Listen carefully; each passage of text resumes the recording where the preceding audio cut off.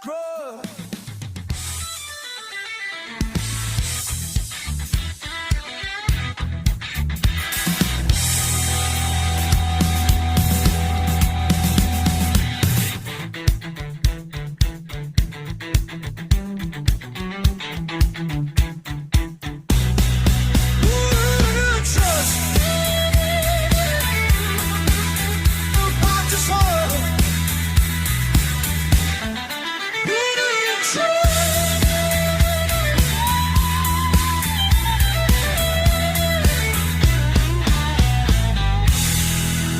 Good evening, everybody.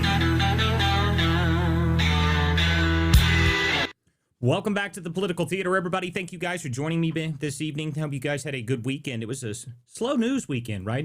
Not much going on. I don't know. What was everyone doing this weekend? Okay, never mind. Just enjoying the weekend, monitoring the situation like everybody else. It was very interesting this weekend. Obviously, we have got a whole lot to talk about tonight, guys. So I'm glad you guys are all back here with me on Monday here. We're going to go over the weekend and the results of the weekend, the interesting things, the ridiculous, terrible takes that have happened as a result of the weekend. And we're going to talk about the general panic that is existing everywhere, because Trump has just been Trump yet again. So we've got a lot to talk about tonight, guys. So make sure you guys share the link out wherever you guys may be listening to us at. If you guys are on Substack, Rumble, YouTube, wherever you guys are tuning in at. If you guys are on X, make sure you guys follow along, and make sure you guys, if you want to join into the space, you guys will be able to come up here on the space and join in here very shortly. But before we do anything, obviously we need to talk about everything that happened over the weekend. Just if in case somehow you missed it, we happened to attack Iran, and the supreme leader is not so supreme anymore. Apparently Khamenei is dead. He is already dead, and then his replacement is also dead. And then the guy that was supposed to be next in line after that is also probably dead. So watching this has been very interesting because the reaction from the conservative side, there's a number of people on the right that have decided that, oh my God, Trump has, betrayed everything. Oh my Lord, he's attacked Iran. We're going to get into another Iraq. It's going to be the end of days. It's endless at this point. It's the constant reiteration of, oh my God, Trump, this, the walls are closing in. MAGA is going to collapse. Somehow Trump is going to get thrown out this time. He's definitely not done it right. There's no way that this can go well. Well, I will say there appears to be a number of differences for this, and we're going to get into all of those. We're going to get into every bit of the differences here, because this is not Iraq, for one. This is not Bush. This is not Obama. This is not any president that we've ever had before, because Trump has yet again proven that he is a different kind of leader. He is a different kind of person. He is a different type of leader. He is a different attitude when he looks at this. And the other part about it is that it definitely appears that our military is not playing games anymore. We've watched for my entire lifetime, by the way. I'm in my 30s. I have lived every single instance of this Middle East nonsense my whole life. I've been watching, from Desert Storm 1 all the way till now. We have been in constant conflict in the Middle East, and it has been this endless, constant churning of, oh my goodness, we've got to do this, and then there's this happening, and then these people are attacking, and then we've got to have a regime change there, and all this. The difference here is that Trump has already laid out very clearly that we're not interested in specifically in the difficult part that everyone talks about. I listen to the media right now. Oh my God, he has no plan whatsoever. Well, okay, so if Trump has no plan, how is Khamenei already dead? Really? I mean, if there's no plan at all, he's got no idea what he's doing. He's just flying by the seat of his pants. How did we already kill the Supreme Leader? How come Supreme Leader is now a Taco Bell value option rather than the leader of a country? I mean, can someone answer that for me? I mean, I don't understand how we're going to sit here and claim that there is zero plan, but everybody's dead, and the entire Iranian Navy's at the bottom of the ocean. And by the way, oil's not spiking. What's happening? Oh my goodness, it's like he might know what he's doing or something. There is so many people that have no ability to read Trump at all. They can't figure him out. They don't know what to do about him. They don't know what to say about him. They don't believe him. They don't see that he actually has any strategy at all wherever he goes. He's always just, oh my God, he's hopeless. He's got no idea what's going on. He's Trump. He's completely, he has zero plan. And my favorite of the media journalists, the legacy journalists specifically, there's a bunch of articles from these people that are out here saying, oh my goodness, Trump he doesn't know what he's doing. He's contradicting himself every time he talks to us. Like, he's telling us something different every time. Yeah. What? Wait, so he's supposed to tell you what is it? What are we we're gonna telegraph exactly what we're gonna do. We're gonna tell the whole media, all of the journalists, we're gonna tell everyone every aspect of our military plans. Yeah, we're not doing that anymore. And Hegseth today, if you guys didn't watch that press conference this morning, you guys should go watch it. It was great. Hegseth reiterated that. He said, I'm not going to tell you. I'm not going to tell him. I'm not going to tell any of you because you don't need to know. And that's exactly right. Why on earth do we need to know the details, the very minute details of some sort of operation like this? The reality is we don't. We don't need to know. Okay? We don't need to know that stuff. You don't need to know that. I don't need to know that. And anybody out here who thinks that they have some sort of grasp on what's happening right now, they don't. You know, the great part about this is for the left wants to scream about what Trump's doing as if this is the end of the world. Oh my God, Trump has done it. You know, he's done it now. Oh my goodness, the strong Iranians, they're going to, well, yeah, well, they're all dead. So that they're not so strong. I'm not too worried about that part of it. But the idea that Trump is going to tell anybody what is happening is just hilarious. No way that he's going to tell you guys what's happening. He's not telling anybody. And every time he does a media interview, it's a different statement. Oh, we're pursuing this. Oh, all of the people that my favorite was the absolute trash talk that he was giving. This was to A News. He was talking to them. He said, all of the people, the second and third place people, they're dead too. So it's kind of difficult to have a next lineup. Now, but reads on that, whether or not he was talking about the regime having next lineup. I personally think would be way funnier if just saying, I had 3-2 really thought would have been great for this position, but, I happened to kill them too. Oops. I mean, it's classic Trump. There's nothing about this that's different from anything that he normally does. He is telling you nothing because he's not going to. He's not going to say anything until we're done with it. And there's no reason for him to tell anybody anything. But the media is just, oh my goodness, we don't know. We just don't know. There is so much slop that is going out right now. I mean, there's boomers believing that video game footage is real footage of, aircraft carriers being hit, which is just like people. I don't know how to get this through to people, but if you think that every aircraft carrier happens to have like a professional camera crew that just hangs out on the deck and records and then releases the video to the footage of our sailors and the firefighter, like who is recording? Like what are you doing? I mean, come on, people. Like, have at least some sort of critical thinking skills to understand that maybe a video that looks like it's shot from the deck of a nearby ship may not really be a real video. I mean, just a thought. I mean, I don't know. If you really believe that they're just releasing footage of, in the middle of firefights and, oh, yeah, there's a guy on the deck of the ship. He's just recording all of it. Yeah. Come on, guys. I mean, just at least have some sort of critical thinking. And then, of course, you've all the Iranian bots out here that are posting old footage of the old missile strikes that happened in Israel and claiming, oh, my God, that's it. Oh, look at my God, look at the barrage of missiles. This is unbelievable. It's broken through. And it's endless. It's endless stuff. My personal favorite are the people right now talking about hypersonic missiles every second. This has annoyed me for a while, the fact that everyone talks about hypersonics as if it's some sort of cool new thing. Hypersonic doesn't mean anything. It's a buzzword that's been put out there. All it means is that missiles have a better maneuverability. They're not faster. You see all these videos like, oh my God, did you see how fast the hypersonic missile was? And there's the videos of, lasers, like super fast missiles hitting things. Like, guys, the Russians had Mach 20 plus missiles and shut up. I mean, it's not real. It's not realistic at all. It has nothing to do with anything. But they don't know that. So everybody talks about the hypersonics. And then the next phase of this, which is we're running out of ammunition. The munitions, we're low on ammo. Are you serious? Like, if you believe that the United States military, the world's most powerful military in history, is running low on munitions after 2 days, you need to be checked into a clinic. I mean, are you retarded? Yes, is the answer to the question. I'll answer it for you. You're an idiot if you believe that the United States military is running out of ammunition and munitions 2 days into this conflict. It is the dumbest thing ever. Even Qatar came out today. actually fact-checking Bloomberg is the strangest thing I've ever said. They're like talking about, we're not out of missiles. We're not even close to out of missiles. We're perfectly well stocked. It's just incredible, though. Everyone out here claiming that this is going way. There's even people that are believing that the Iranians have the upper hand, or that we owe this because Israel told Trump to do it. There is very little that I believe about anything being said right now, but a bunch of people that don't know anything. They don't have any inside information because the Trump administration has managed to lock these leaks down to the point that there is no leaks anymore.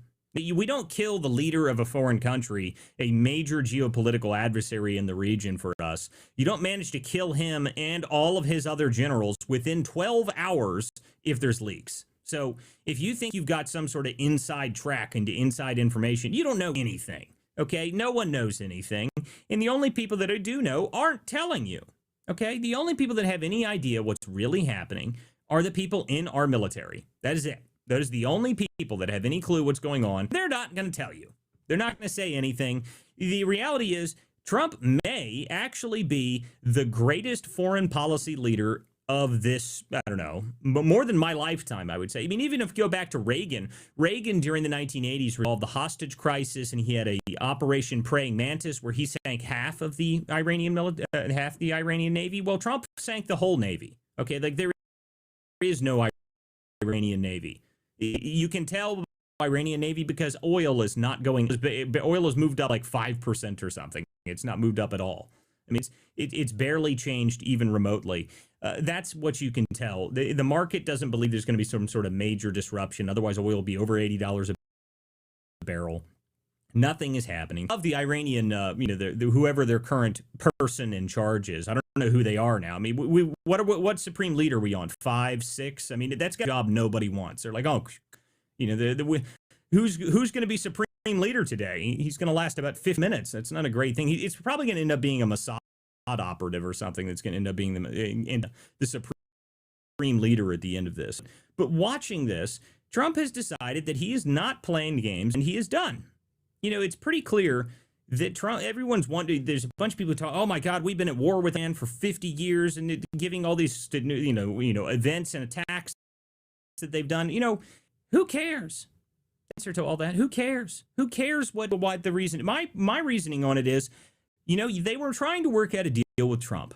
That's what was happening. A negotiation happening, and this goes back a year at this point. Back in the summer last year, before we hit Bordeaux, before we did any of that, they were trying to work out a deal with Trump. They didn't work it out. They kept stalling and, lying and doing nonsense, and so Trump took away Bordeaux. Boom, gone, off the table. Done.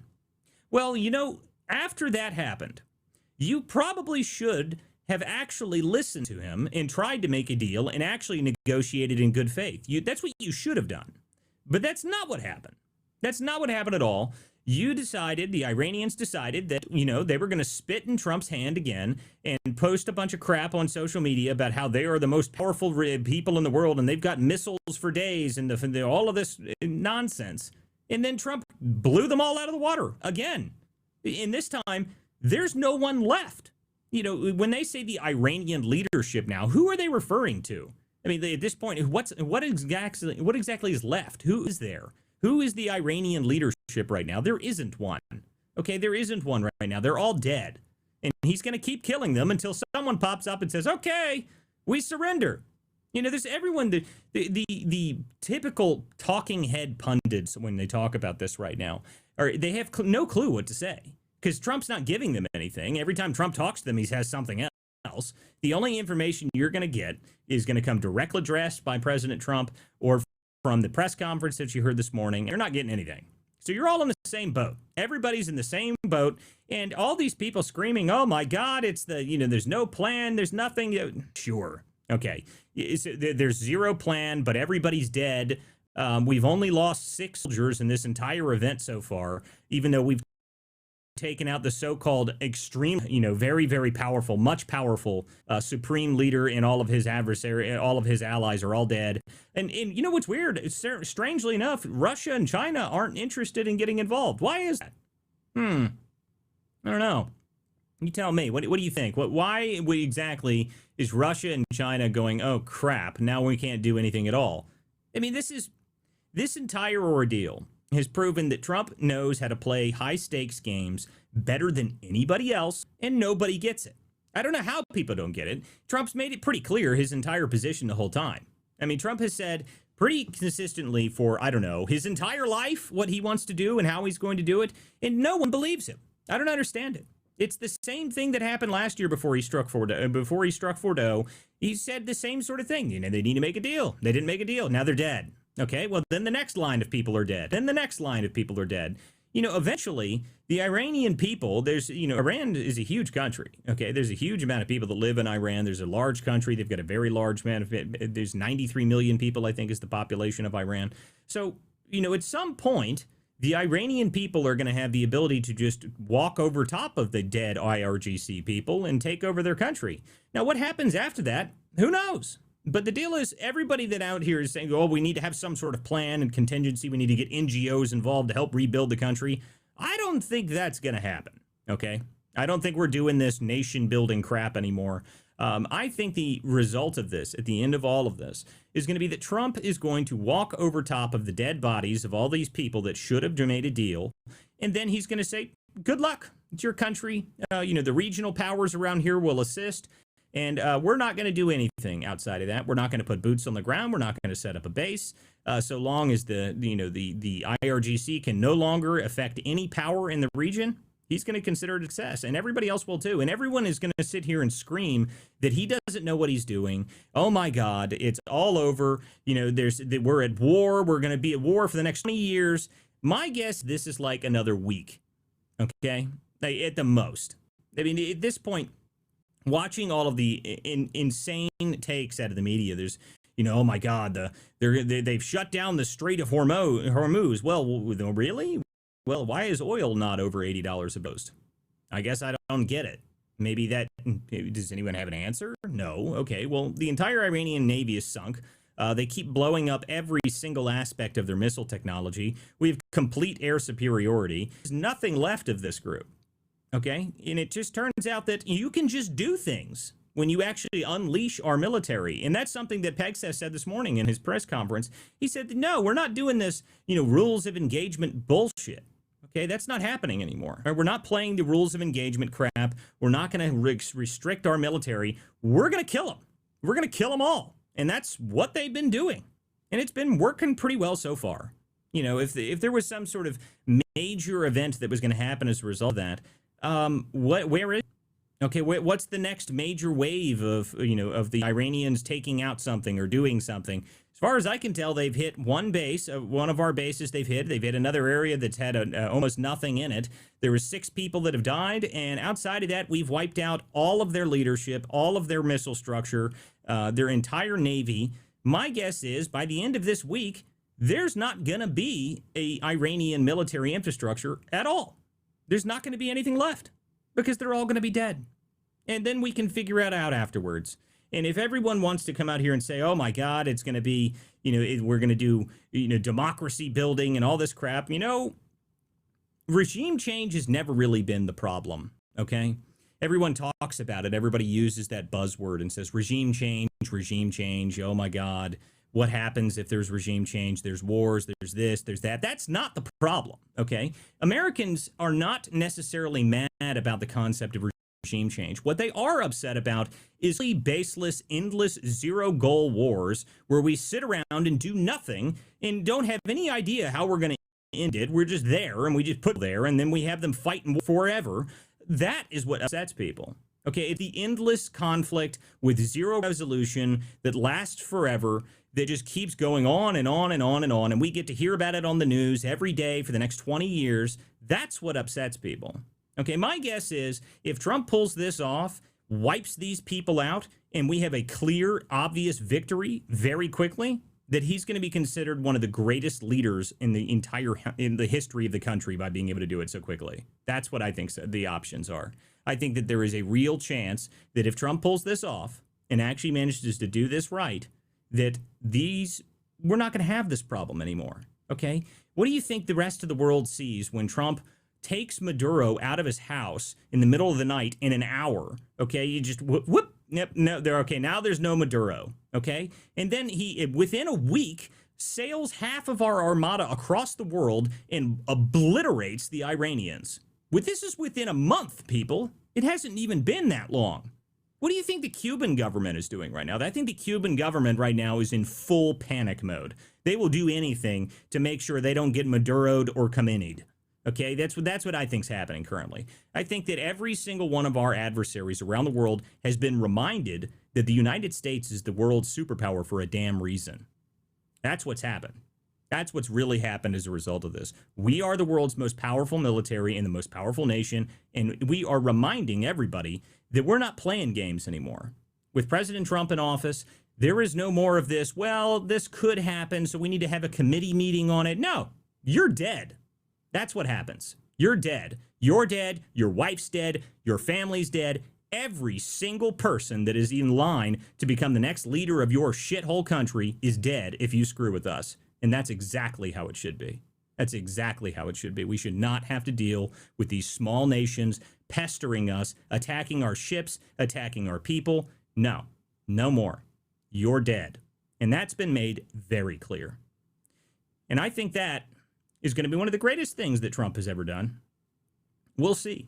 Everybody can have their own take on it and their own opinion on where we're going after this. But the reality is that with Trump in charge, I have a pretty good high confidence that we're going to be just fine. This is not going to last for 20 years. This isn't going to last a month. What's going to be left of Iran in a month? If this went on for a full month, I don't even think there would be anything left of it. Turn it into a parking lot. The fun part is watching the Iranian people that have actually, the dissidents that have left the country. They're all celebrating in the streets. But, according to the media, that's not happening. No, it's, oh my God, the poor Iranian people. They seem to be pretty happy. If I haven't seen, it looks like they're okay. I was actually last year I was in D.C. and ran across a pro-regime change Iranian rally. That was really interesting. I was there for a completely unrelated event, and I happened to come across it. Very interesting, because no one covered it. No one wanted to talk about the fact that the Iranians seemed very happy about the idea of us wiping out the Ayatollahs.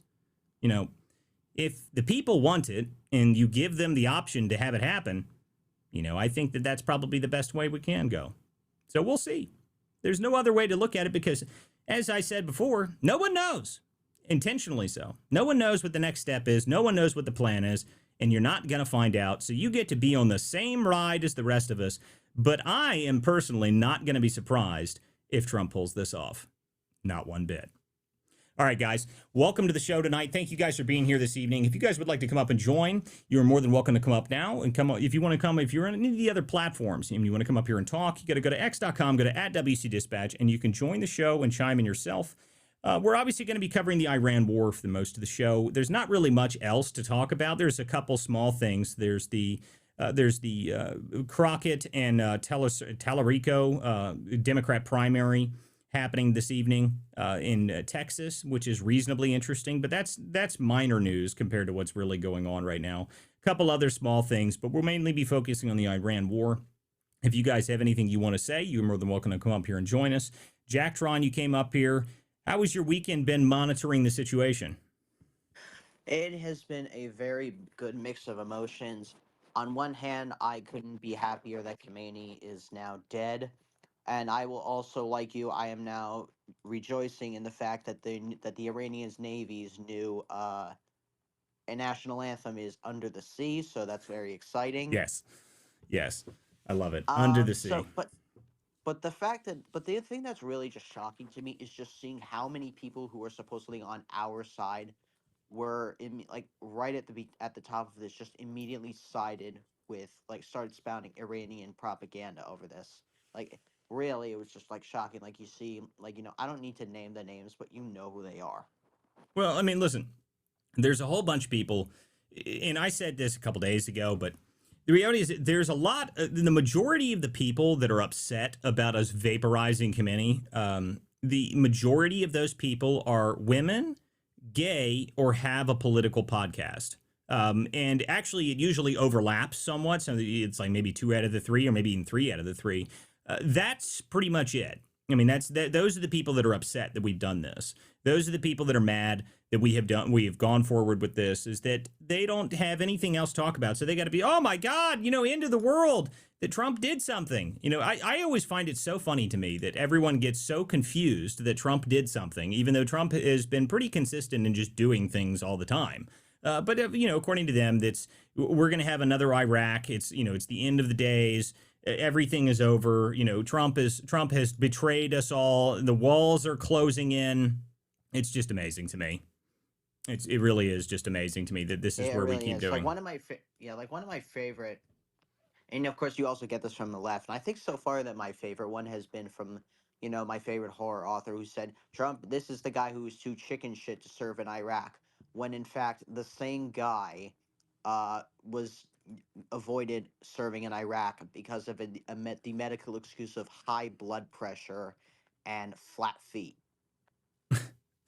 You know, I watching these guys, watching anybody that's upset about this stuff. To me, I'm talking about Stephen King, by I the know way, you're just talking to about but Stephen King. I'm just talking about just generally here. All the people that are upset that this has happened, really? I mean, are you going to try and give me a reason that, Khamenei, the Iranian dictator that has, essentially oppressed his people forever now, that this guy is somehow very important that we don't upset him? It's very bad that we've struck them. And of course, you always get the people that go, oh, it's all Israel. Yeah, because the United States has zero reason to involve themselves in Iran. There's no strategic benefit at all of us attacking Iran and wiping there's not like they're a major supplier of oil to our major geopolitical enemy adversary China. There's no reason at all. I don't know. I'm not sure I buy that. I think that there could be like a million reasons that we want to get rid of Khamenei. I think that there's a number of things that would be useful for us. But the bigger part about it to me is what I said before, which is that it's time the world is reminded that we are a superpower for a damn reason. We are. I mean, and everyone has seemed to have forgotten that. Oh my goodness, Trump is he is upsetting the balance of this and that. My favorite of the freaking journalists are my favorite, though, out of all these people. These people have been wrong about everything for 15 years, and they want to come out here and say, oh my God, Trump he's workshopping what he's going to do with Iran with us. No, he's not. He doesn't care about what you have to say. Of all people, why would Trump care what journalist from the legacy press corps, why on earth would he give a damn what you guys have to say? But that's what they think. They believe that they are far more important than they actually are. That's how it actually goes. They really do believe that they are super important and that their information or their take on something is worthy of the president's time. No, it's not. He doesn't give a damn about you, but you are useful for him. You're very useful to be able to telegraph completely meaningless information to all of our adversaries all over the world. I mean, that's what you're really doing. So enjoy your role as being the puppet master for Trump, so he can just put out random shit and no one has any idea what he's doing. I mean, the smoke coming from Trump, I do love the shit talk. I do. I find it very funny. I think one of the funniest lines I heard so far was when he was talking about the opening at this role of supreme leader. He said, "Yeah, I'm creating jobs in Iran too. It's great." It's just he's just such a troll. It is so funny to me. And watching all these people that can't seem to grasp that maybe this is a good strategy. I mean, what do you say to these people? They have been wrong about everything forever. So, they've never managed to figure Trump out. So what do you tell these people? You don't tell them anything. I just make fun of them. I've just been making fun of. I like there was one of the Iranian ministers or whatever the hell it is. One of the guys that still has access to his Twitter account, whether or not he's alive or not, we don't know. But we will not negotiate with the United States. I was like, well, that's all right. What about your replacement? Give it a couple days. Think it over. You might come to a different realization further into this. Right now you're saying, oh no negotiating with the United States at all. But give it a couple days. Don't just throw it out the window so quickly, buddy. You might think about that a couple days from now. Go ahead, Jack Tron. No, I mean, you're right. It is just funny, just you really think that Trump is going to listen to you? Trump has been consistent on this issue for decades. I mean, I just posted a video today talk of Trump back in 1980 talking about how, we should, take down the Iranians. You really think that if Trump is going to set out to is going to wants to do something, he's not going to no one is going to talk him out of it. Nobody. Yeah, well, I mean, this is the other part of it.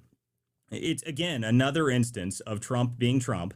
And, whoa, my God, he did the thing that he said he was going to do. Whoa! How did he do that? What, you mean to tell me that he's been saying that he's going to do something for 50 years and then he did it? Whoa.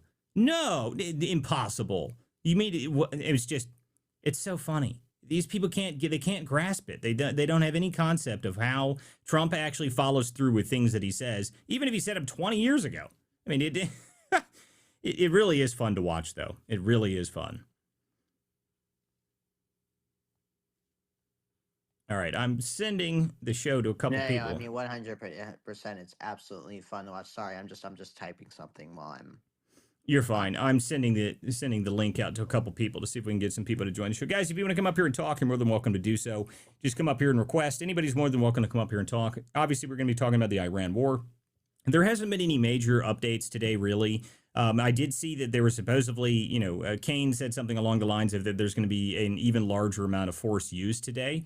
So we'll see what exactly that means, seeing how we already sank their whole Navy. I mean, I'm not sure what's more force than sinking their whole Navy in a day, and killing their leader and the backup leader and the backup to the backup of the leader.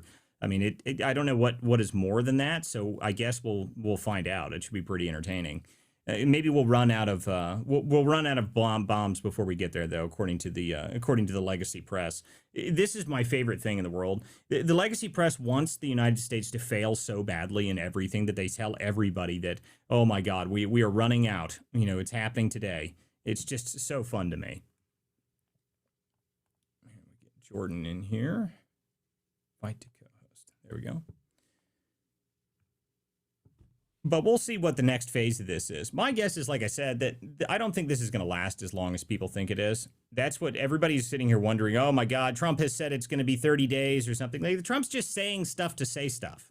He's not actually, he's not giving any real information out. And that's what is driving people nuts. They can't stand the fact that he's not giving them any real information. He's just saying things. And that doesn't compute for the journalists. They're used to being able to be inside information, get everybody, they're the ones that know. And now you don't know anything. I do enjoy, there's a couple people that today that have been like, oh my God, but what about freedom of the press? Sure. Yeah. I mean, freedom of the press means you have the right to be a journalist. Congratulations. That doesn't mean that you have rights to classified information on military operations, you friggin' dolt. Nighthawk, you came up here. What's up, buddy? Hey, Walter. Yeah, I don't think it's even taken much of our effort to sink their ships. They're shooting their own oil tankers, apparently, according to Fox News. They hit one of their oil, shadow fleet. Yeah, I saw that. I thought that was pretty great. Well, I mean, if you listen to the Iranians, the Iranian bot accounts are great. I mean, they're just great. We are doing serious damage to the enemy. We're like, who? Who exactly? I mean, how many of you guys are left? Hit the guy who owns the Twitter account. That's the next bomb that should drop. Figure out where the Twitter account guy is and kill him. I mean, it's very entertaining to watch them claim that, oh my God, what was it yesterday? They said that there was the Americans that have taken 560 casualties already and they've struck an aircraft carrier. Like, huh? Sure. You're not even getting close to those things, dude. Like, you're not even getting even remotely close to our aircraft carriers. But of course, according to them, it's the greatest propaganda in the world for them is claiming that they're taking us down. Their $18 drones are overwhelming our defense systems. Like, okay, sure, yeah. I mean, put some more video game footage out. Maybe that'll make you feel better. Yeah, it's like they're just hurting themselves more than they're hurting us. Well, I mean, watching the video game footage stuff is so annoying to me. It's like I keep bringing it up to people. Like, come on, people. Like, just because you've never seen Battlefield 4 gameplay before does not mean that the Iranians are sinking battle carriers groups. Okay, like let's calm down, guys. It's just incredible stuff to me. It really is. Chris came up here, buddy. What's up? Hey, what's going on, man? Oh, we're just monitoring the situation like everybody else has been for the past couple of days. It's been great. Yeah, I heard we lost our fleet, our naval fleet in the Strait of Hormuz. That's right. Yeah. Did you see earlier today, there was a great comment from somebody. They were like, they're sinking the naval aircraft or naval tankers or something like that. They were like, oh my God, the Strand has been sunk. I'm like, what? I looked it up on there's a shipping manifest group that you can look up and watch where all these things are. I was like, one, that's not even the name of a ship for one, but for two, they don't look any like a navy tanker doesn't look like a standard oil tanker, guys. Like what the it's who knows? That's what these people are saying though. What they meant was when a ship had sunk, they meant the Iranians sunk their own ship. Yeah, well, On that's what they meant. But here's the thing: is there's a lot of folks out there that are putting out, this is going to be the forever war. There's chaos, said anonymous insider that's quoting somebody they talked to on three-way with an anonymous people on there. I mean, like, give me a freaking break. This is the exact same anonymous sourcing reporting that's always been the case. And this is what we're going to see this because we're in an election year, right? So this is what we're going to see. But the reality is this is not a leadership of the past. This is not Obama in Libya. This is not Iraq. This is not even Afghanistan. Damn sure not Joe Biden. This is the president of the United States. He means business. He gave them an off ramp. They didn't take it. And by the way, P.S. They tried to kill him a couple times in 2024, so he couldn't make it to the finish line. And so he handled business. And you know what? And shout out to Bibi Netanyahu as well. These are wartime leaders. Whether people like that or not is not relevant, right? People, didn't necessarily like some of the things that we had to do early on before we got into World War II. And when you look in the past, history, there's always naysayers when it comes to war because war is not pretty, right? And even military strikes, because we're not really in war. Military strikes right now is what's taking place. And, the reality is that the president of the United States has a clear objective. I trust Raising Cane, Pete Hegseth, and the others that are in leadership. They're being very direct, and people just don't want to hear the truth. The truth is that if he would have allowed another 2 to 3 years, the Iranians knew exactly what they were doing. They knew that if they could kick the ball down the court like they have done, they would have had potentially another Democrat administration. They would have received another couple $2 billion. And they would have told the world they're not going to proliferate nuclear weapons. It's just for nuclear energy, civilian energy, and they would have had a weapon. Well, I mean, and the funny part about this is that the Trump administration, apparently one of the deals they offered them was unlimited nuclear, fuel rods to be able to have nuclear energy if you really wanted it. That was one of the offers that they had, but they refused that. The problem is that, and this is what I've said the whole time. I'm not talking about all the many reasons that we could say to hit Iran. There's a bunch of them, but I think it's much simpler than that. Trump gave you an offer. You said no. Now you're dead. Congratulations. Hope it worked out for you. And that's the way I think it should be. I don't care. I mean, this listening to people's claim that we need to come up with some reason. We don't need a reason. Remind people that we're in charge for a reason, guys. That's the way I look at it. We are the world's superpower. Fuck with us at your peril. That's what's learned now. Walter, and here's my thing. I don't even care about the nuclear threat. Like, I don't care about the talking points. Here's what I know, and this is what I care about. It is not in dispute that the Iranian regime was working with the cartels in China to infiltrate our southern border. It is not in dispute that we have close to 6,500 military-aged IRGC members and Hezbollah members in the United States right now that are sleeper cells. In what states are those? Oh, wait a second. Los Angeles, Chicago, Detroit, Minneapolis, New York City. Wait, those states sound familiar. Oh, wait a second. We had our ice raids in these areas. Go figure. And so here's the truth. The truth is this: we were going to have attacks on our soil no matter what. In my personal opinion, we're gonna see if those come to fruition now. But strategically, they took out Maduro, who was working with the IRGC and working with Hezbollah and the Iranian regime. They snatched him. It's no coincidence that they got additional information all of a sudden that they could have some precision with this strike. They went through these cities, no matter what Neville Singham's paid rioters want to say. We were bagging some of those dudes as well. And America's a lot safer because of it. We declared fentanyl a weapon of mass destruction. And the bottom line is they were involved in it. So he gave them a chance. They didn't take the chance. they're gone. C'est la vie, free to Iranians, and I think the world's a better place because of it. Well, and that's it. Does anybody really like? Is there actually any real people that believe that Khomeini was someone that we need to mourn at all? This guy's been a dictator, a ruthless dictator for many years. I mean, I just think it's a joke to me. It's a joke to me that I need to sit here and listen and trying to come up with a reason that we must. Oh my God, this guy, we should have left him. What was your solution really? What was your solution, to just leave him in power? Try and get another JPCOA or some bullshit? No. That's not happening. All right, we don't need to make deals with these people. Kill them all. Kill them all, and it's worked. I mean, they're all dead now, so I guess we'll get to figure out who wants to come up and take the next position. You know, who's going to draw straws to be the next leader of Iran? Here's the next question. So, yeah, well, it's going to be Khomeini's third cousin, once removed at this point, because all his other lineage has been blown to dust. Yeah, well, even if that's possible, I mean, who knows how many of them? Like, no one has any idea who's in charge of Iran right now. There is no leadership in charge right now. They're all dead. So, you know, I do enjoy listening to people say, well, what happens next? Like, well, I don't know.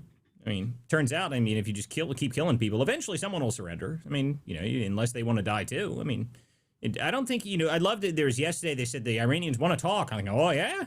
I'm sure they do. Maybe they should have talked 2 weeks ago. Now, I mean, figure whoever it is that said they want to talk, they're probably dead too now. I mean, it's just, you know, we're not playing around anymore. We got a completely different administration, a completely different foreign policy approach, and there is no rules of engagement stopping what we're doing now. That's the other interesting thing here. There is no rules of engagement that are preventing us from doing that stuff. Nope, no, we're not doing that anymore. We're fighting to win, and we're killing them all, and it's working. So, you know, we'll see. Did you see Fetterman's post? No, Walter? I haven't seen Fetterman's post yet. I did see that he was fully in support of this. You know, I saw that pretty quickly. So, you know, Fetterman is one of the few people that actually gets it. So, you know, he has zero problems with this, as far as I can tell. Did he post again something today that's worth reading? Yeah, I'm just trying to pull it up real quick. He's posted a couple of things, but basically the summary, and I was trying to find the actual post to give a direct quote here, but in essence, he just said, you know, you can't. Okay, here it is. He said, every member in the United States Senate agrees we cannot allow Iran to acquire a nuclear weapon. I'm baffled why so many are unwilling to support the only action to achieve that. Empty sloganeering versus commitment to global security. Which is it? Yeah, well, I mean, that's pretty accurate. I mean, the reality is that listening to all the people scream about what was your solution to this? Okay, I mean, we have major geopolitical rivals, whether we like it or not. Okay, we still exist in the world. We're still the world hegemon. We're still the world's empire. I mean, I personally think that this is the correct approach in every aspect of it. We are the world's most powerful nation, okay? Act like it. That's what's happened so far this year. I mean, in the past year or so, there ain't nobody that has any doubt that President Trump is willing to go through with things anymore, is there? You know, Maduro got ripped from his damn house. You know, Khomeini got his entire house, entire family, and everybody that has even known him once is dead. I don't think anybody doubts President Trump's resolve anymore. So my guess is that a lot of these other places that we have issues with may be, you know, they're probably already at the table with Marco Rubio today. You know, oh, crap. You know, as soon as this started happening, I posted a GIF of the guy with the eyes, like looking back, and that was the Cuban government when Trump was finished in Iran. I mean, that's reality at this point. These people are no. And I actually saw a post today from, I think it was from the State Department, saying that it was shortly after the Maduro raid that the Cuban government reached out and started working with President Trump's administration. So my guess is that these people are all very well aware of what's going on now, and you know, they should be. Good. Hey, Walter, do you mind if I just cut in for a second? Yeah, go ahead.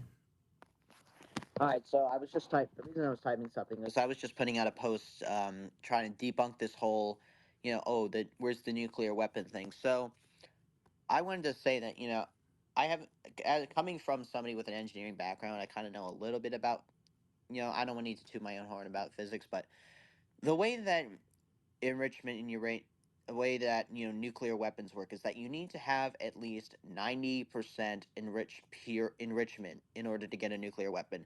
Civilian power reactors only need about 3 to 5% uranium. Now, what happened in last year was that the IAEA, which is like the UN board for watching out for countries that are producing uranium, found that they had been found out that they had 60% enriched uranium at their facilities. There is no other reason to have that percentage of uranium enrichment for and besides making a nuclear weapon. Well, So that's why we took the listen. The idea that they were trying to make a nuclear weapon, to me, I don't even care. Like, it doesn't even matter to me if they were trying to make one or not. I mean, whatever they were trying to do, they ain't doing it no more. There ain't no one left. I mean, Well, no, I mean, I just want to get more to this point because the reason I'm seeing this is because I'm seeing Matt Walsh is like talking about again. It's like, oh, I thought we already destroyed all their nuclear reactors. Well, here's the part that that I don't think a lot of people know because I was saying the IAEA, which as I said before is the watchdog that monitors countries trying to build nuclear weapons programs. It turns out that after we struck their facilities in June of last year, the Iranian regime kicked the IAEA out of the country. Now, for me, as somebody, I think that the only reason that they would do that is because they suspect that the IAEA tipped off us that they had this weapons there, and that's what allowed us to strike them out. But of course, we're the Americans, so we didn't exactly need them to figure out what their enrichment protocols were. But they think that that's what that Well, they were the here's ones a who took them here's a out. question for you. First off, Iran was never part of the Axis, and if it wants to have a nuclear weapon, it can have it. no, it can't. Israel has. Well, that's why I got you blocked. But Israel's got like 200 illegal nuclear weapons, which So you come up here and you immediately say you got me blocked, and then what are you doing? Like, do you want to be part of the show, or do you want me to just laugh at you and throw you out of here? So what are you doing here? Just a curious question here, because I don't give a damn what your comment is about Israel, because I don't care. Iran can't have a nuclear weapon if they want one, because we said so. Get over it. Now, continue if you'd like to speak. what kind of argument is that? Is that really an intellectual No, it's argument? not an intellectual argument. It is, we are the United States, and we said you can't have it. Get over it. That's what the argument is. You got a problem with that? Bro, like Israel fucking did 9/11. This is not Israel, buddy. We're talking about Iran. Yeah, we're talking about Buddy, Iran you're here. retarded. Yeah, we're talking about Iran here. So hold on. Iran does not want a nuclear weapon. Oh my God. All right. So I'm going to give you one more chance here. Answer the question. You didn't answer it when I said it. Okay. They can't have a nuclear weapon because we said so. Why? But they Why? don't Why? want a Why? nuclear weapon. Yes, they That's do the want a thing. They nuclear do weapon. want a nuclear weapon. I just laid out that they had 60% uranium enrichment, and that there's no other reason that you have that much enrichment unless you're trying to build nuclear weapons. I don't think that's true though. I mean, I'm not a It is nuclear. Yeah, true. that's, you don't think it's true No, but hear because me you out. don't have So- any ideas. So you're No, I'll wrong. tell you something. The Ayatollah even said himself, like, having nuclear weapons, it causes all kinds of destruction. He said this before, so it's like, Yeah, unless dude, you're like- dude, so let me get this straight. So you believe, for some strange reason, that the Iranian dictator, supreme leader, now a value meal at Taco Bell, is somehow not lying. so you believe that Iran was trying to create a nuclear weapon for the last 40 years and just didn't do it. No, I said They- that the Iranians have 60% enrichment. That is true. That is accurate, which means they were only doing that for one reason. And to be honest with you, I don't really care. Okay? We said they can't have it. They tried to make it. Now they're dead. So there's not really an argument here anymore. There's not really anything to talk about on it, because those people that you're worried about are all dead now. So who cares? I mean, the deal is the United States was trying to make a deal with these guys. They didn't, and now they're all dead. So what's the That's what's it. the next So part that's of it? why the United States is going to come last to China. This is why China is going to be the new world leader, because they're not Ah. scum like America. And America's a settler colonial project full of mutts like you. And Oh, you fuck. And you Ah. fuck. hey, hold on a second. We're on a real show here, buddy, and you're Yeah, well- Canadian. So, and we're about to expand our border to the folks out of Canada that don't want to even be with you. So Okay. I have to talk to. I got to respond briefly, because he's sitting here calling me a mutt and saying all sort of stuff. You come up on my show, you insult me, and then insult my country, and then claim China is going to be the next world order. I don't give a damn if you don't like the United States and, if you want to be a dick, but do you want to come up on my show and try and insult me and then say a whole bunch of nonsense and call me a mutt? Who the fuck are you? You an obnoxious person just going to come up in here and try to act like you have got something to say and as if you're important. Dude, you can go enjoy yourself somewhere else, but as far as I'm concerned, Canada is a useless communist country that was taken over by Islamists already. And there's nothing up there except for your stupid maple syrup that is disgusting. Okay, anyway, we can continue Well, on here. I do feel like he was emotionally wrecked from that hockey game. That probably built up some tension there. But just to further the point, there's a reason why communist Canadian leaders are requesting foreign fighters like Chinese fighters to come help into their units, is because they don't have any type of unit. They don't have any power at all.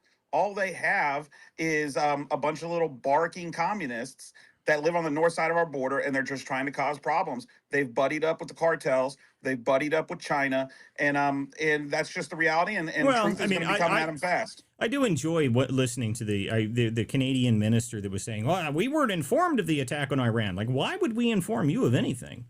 You're meaningless. What is the Canadians? What are they going to do to help anybody? They don't have anything. The Canadians exist because we let them exist, as far as I'm concerned. I don't really care about the Canadian government. I don't care about the Canadians at all. As far as I'm concerned, Alberta is the only reason you're even remotely interesting, and they want to secede. So, have fun with that. I don't think I care much about the Canadians. So, coming up and explaining that I'm a mutt and that that China is going to be the next great power, like, sure, buddy. That's China's. They've done so much to help the Iranians. I'm sure they'd help you too. Good luck. All right. Anyway, let's move on from him. That was entertaining. Walter, can I just finish the point I was making before he cut me off? Yeah, go ahead.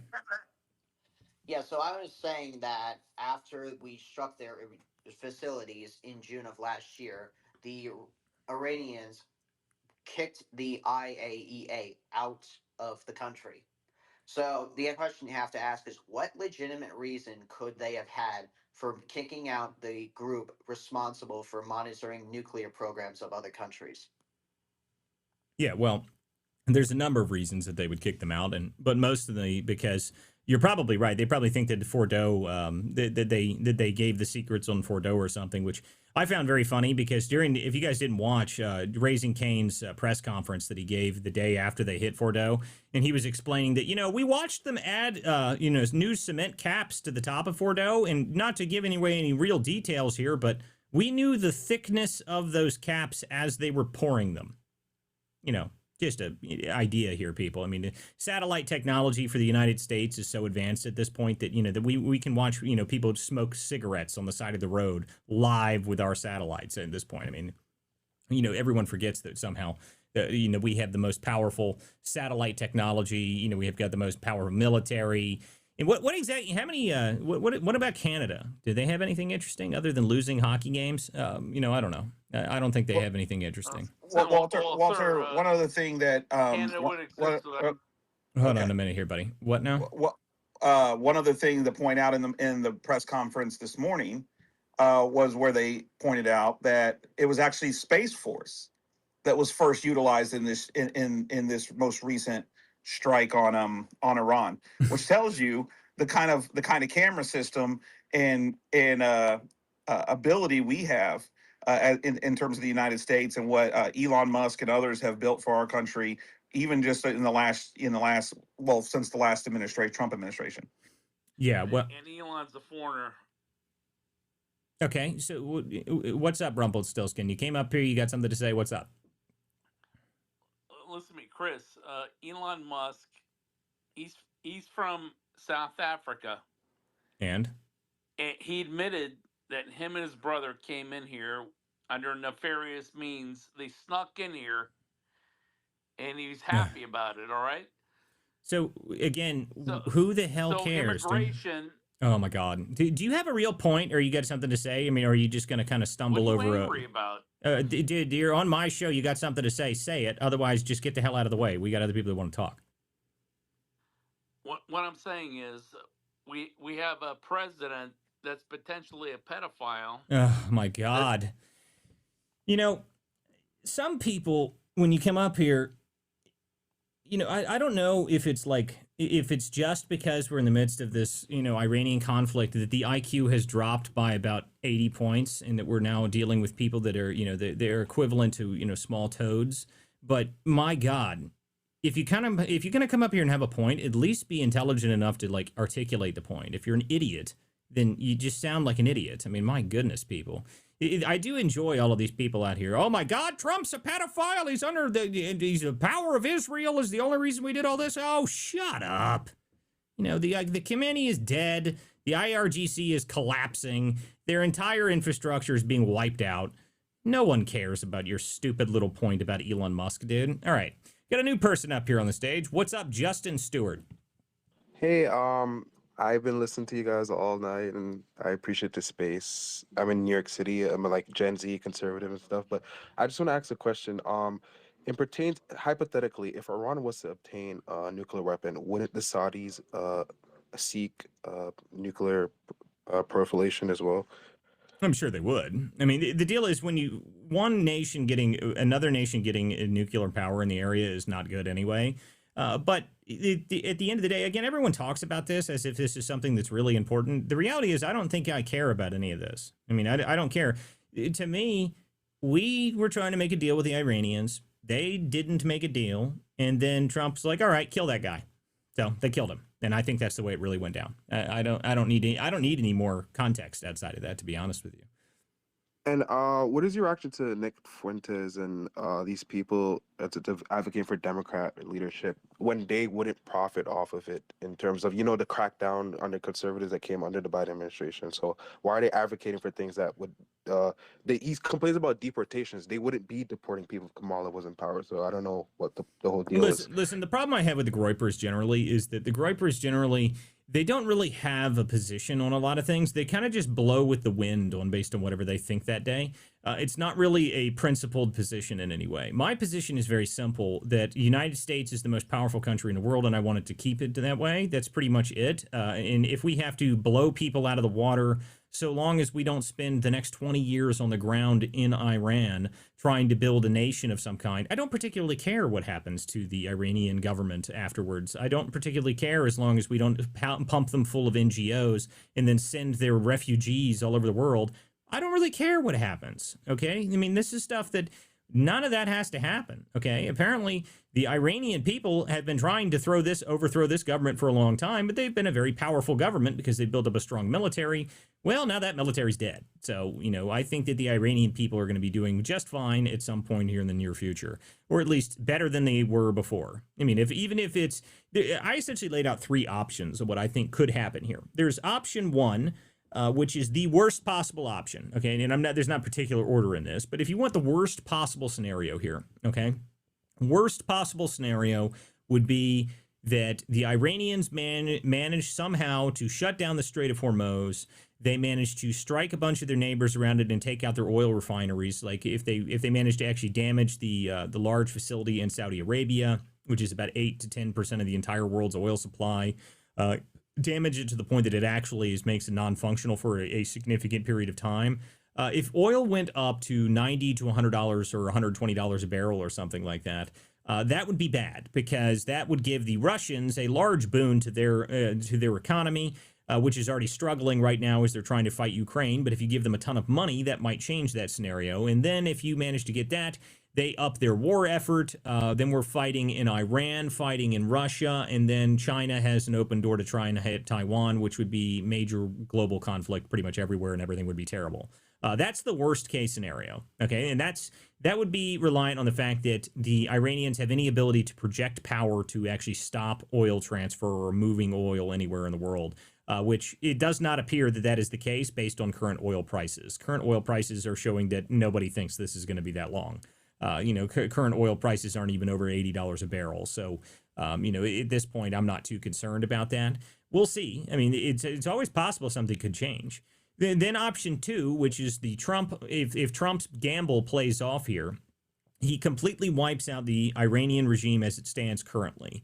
The Iranian regime is then replaced with a group of Iranian people, which there's already a kind of a structure that exists back behind all this. There's the Raza Pahlavi guy, which is the former Shah's son, I think. I mean, I don't know exact relations. I know a little bit about this from when I talked to a group of Iranian people.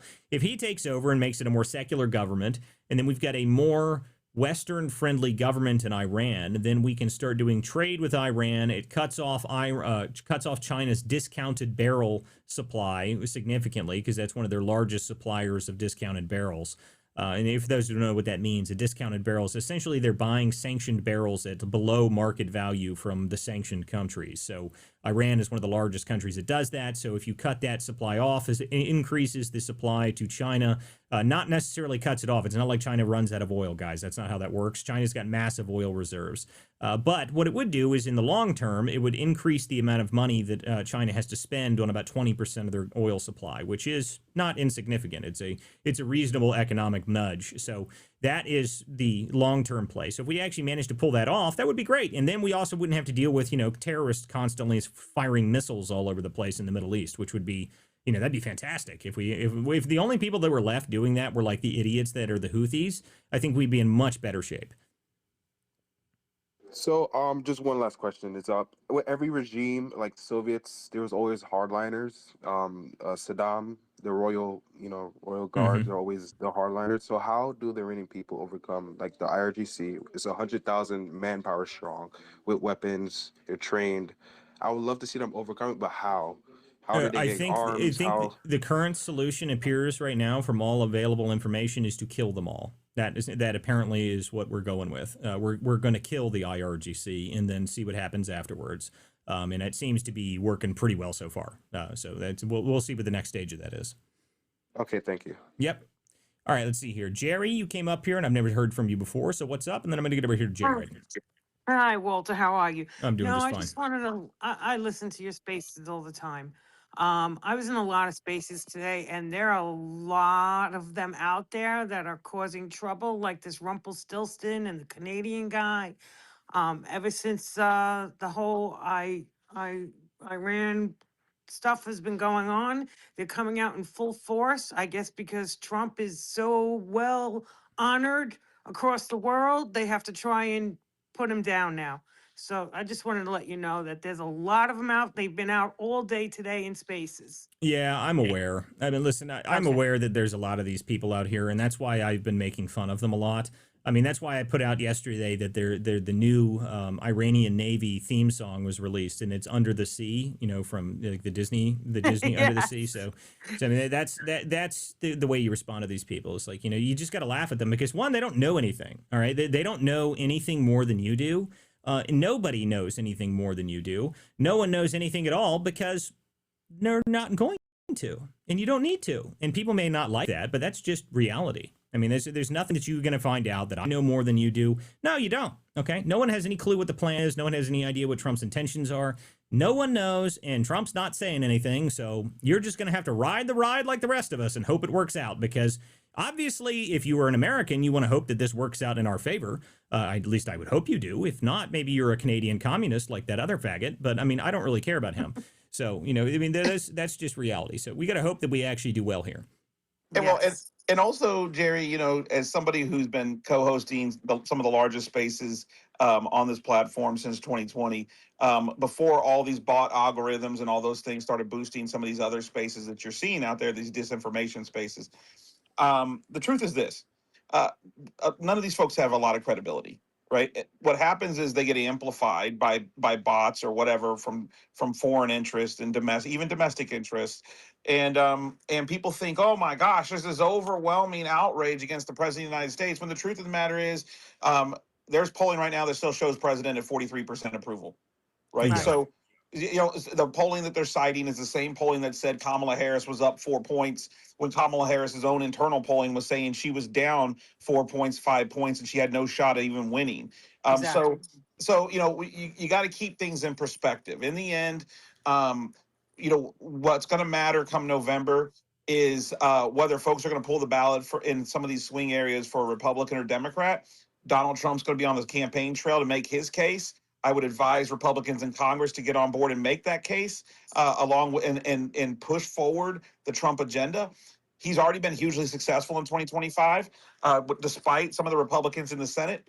And I think that there's a possibility. It would go against history, but a possibility that the House stays Republican, and the Senate would certainly stay Republican in that scenario.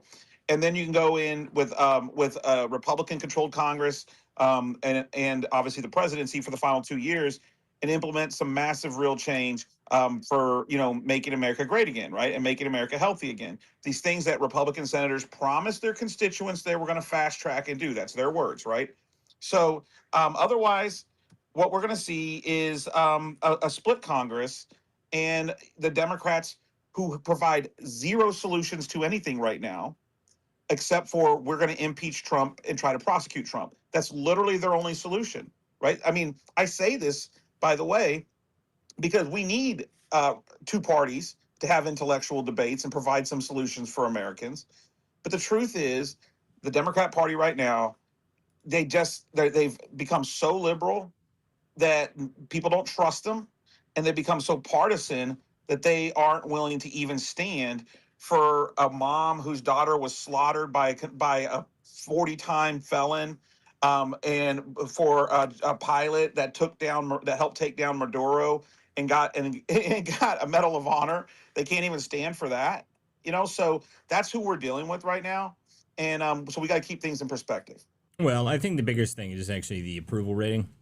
Every week you hear that, oh my God, it's cratering. It's been the same since like October. Like, I mean, it's literally been the same forever. I mean, I tell everybody, just go look at Real Clear Politics or realclearpolling.com and just go look at the chart on there, okay? It's a running average of all of the polls combined. It's a very simple thing. Just go look at it. I mean, just stop wasting your time listening to people try and convince you that the sky is falling. Trump's approval rating is the exact same as it was 3 months ago. It's not changed at all. All right, Jared, you got your hand up. What's up, buddy? Hey guys, speaking of polling, someone just sent me this. I think in the listener section they're listening to you guys here that CNN had a poll today uh, showing that 6 in 10 Americans disapprove of the decision to strike Iran. So that was the first polling, I think, that was released shortly after the strike over the weekend. I think the chips are going to fall where they fall, and other than that, I don't really have any comment on that. I'm more of looking to see what the political outcome it's going to be. I know Trump was asked today, or it was either today or yesterday when he was leaving Mar-a-Lago, and he said, people have been saying they think this conflict is going to last a week, 2 weeks. Trump said 4 weeks. So I honestly think this might go over the 60-day mark. And is it 60 days or 90 days that Congress has to intervene? I'm not sure. Is It's it 90. 90 or 60? It's 90 90. days, but to be honest with you, I don't think at all that it's going to do that. I mean, there's no information at all. And Trump, you mentioned that Trump said how, like, oh, it could last a week, it could last 4 weeks. No one knows. Okay, no one has any idea. That's kind of the point. I mean, the deal is, you don't know. I don't know. He doesn't know. I mean, maybe he does, but no, he's not saying.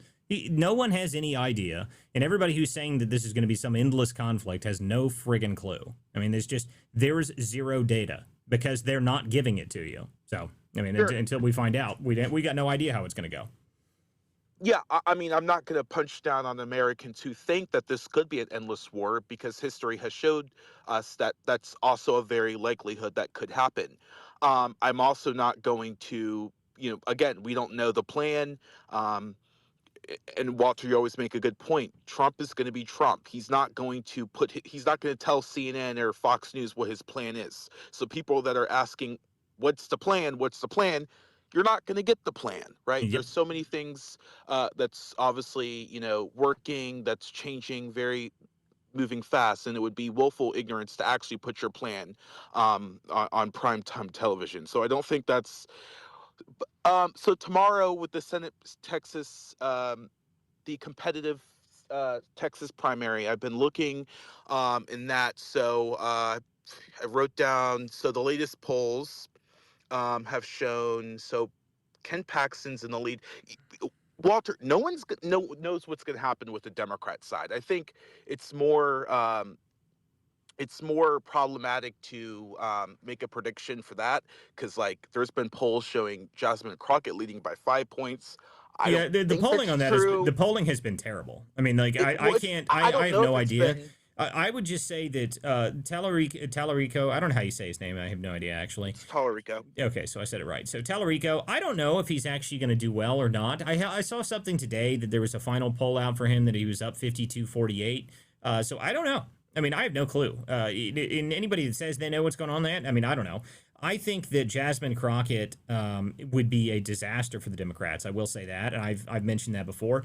I don't think she has any ability to win in Texas. Not a chance in hell. She would get blown out in Texas. So if they're smart, I think that Tallarico should win. But we'll see. I mean, Yeah, I the deal have is the that polls here, primaries. Walter. Yeah, I have the polls here. So let me just break it down here. So for the Republican side, Emerson College has Paxton at 40%, Cornyn at 36%, and then obviously you have Congressman Wesley Hunt still in the race, taking 17%. Still within the margin, right? He's still up by 4 points. YouGov has Paxton at 36%, Cornyn at 32%, Hunt at 17%. Um, and then the Democrat side, Emerson College, 52%, Tallarico, Crockett, 47%. So what? That's 5 points. Tallarico leading by, and then YouGov has Tallarico at 53%, Crockett at 40%. So What? the That's polls have been, yeah, the polls have been everywhere in the Democrat side, and I think it's just a lot of the campaigns for like Jasmine Crockett, they're not talking to reporters. I know in the last recent few days, CNN reporter was. They said Jasmine Crockett had a CNN reporter arrested. what? Yeah, yeah. I read a report Oh my on that as God! Listen to well. me. Listen to me. I'm telling you right now, the Democrats are insane if they run Crockett in Texas. They are nuts. That is the dumbest thing they could ever do. Like I can't imagine. I don't think it's the dumbest thing. I told you that earlier. I I I think don't it's pretty think it would stupid. be. I mean, Running Beto O'Rourke for the 10th time could be dumber, Beto. but Beto is a great man, dude. Beto's up but there. Jared, Beto, the one man who can find any stool in the nearest area to stand on top of before he speaks to you. But Yeah, Jared, what those polling tells me is, the ones that showed Crockett leading were back in early February. These are the polling that matters, it was right? like January. Heading It in, wasn't. It yeah, was like January, but yeah. I yeah. mean, going into the stretch, that tells me obviously people started paying attention. Tallarico's got his stuff out there. They're looking at the frequent voters are looking, and they don't like what they see with Crockett. But it's gonna in the end, elections are all about turnout, right? So. Yeah, well, we'll see. I mean, I the deal is, agree, I think and that the problem is that I think, and like you said about turnout, I think the problem there is really that, Crockett may have an ability to get the base of the Democrat progressive wing to show up to vote. That's the one thing I will say. But I want to move on from that real quick because I got a couple people up in here on stage I want to talk to. Back onto our Iran topic. What is up, Battleborn? You came up here. What's up, man? Good evening and thank you. I just want to address something as a caveat. The people that live in the nation that's known as Iran right now, the Persians want to be known as Persians because it's actually was Persia before it was ever Iran, and the Muslims made it Iran, and um, it's they want to be known by that. So I think they should have the say so over what happens in their lives and in their nation, just like we should have the say so about what goes on in our nation. And I think that Trump was right to do what he did, and because we gave them so many chances and they started enriching the uranium again. They had enough uranium to be able to make an atomic bomb. They were trying to get it to nuclear, but at that point where they had it, 60 some odd percent is nuclear. I mean, is atomic.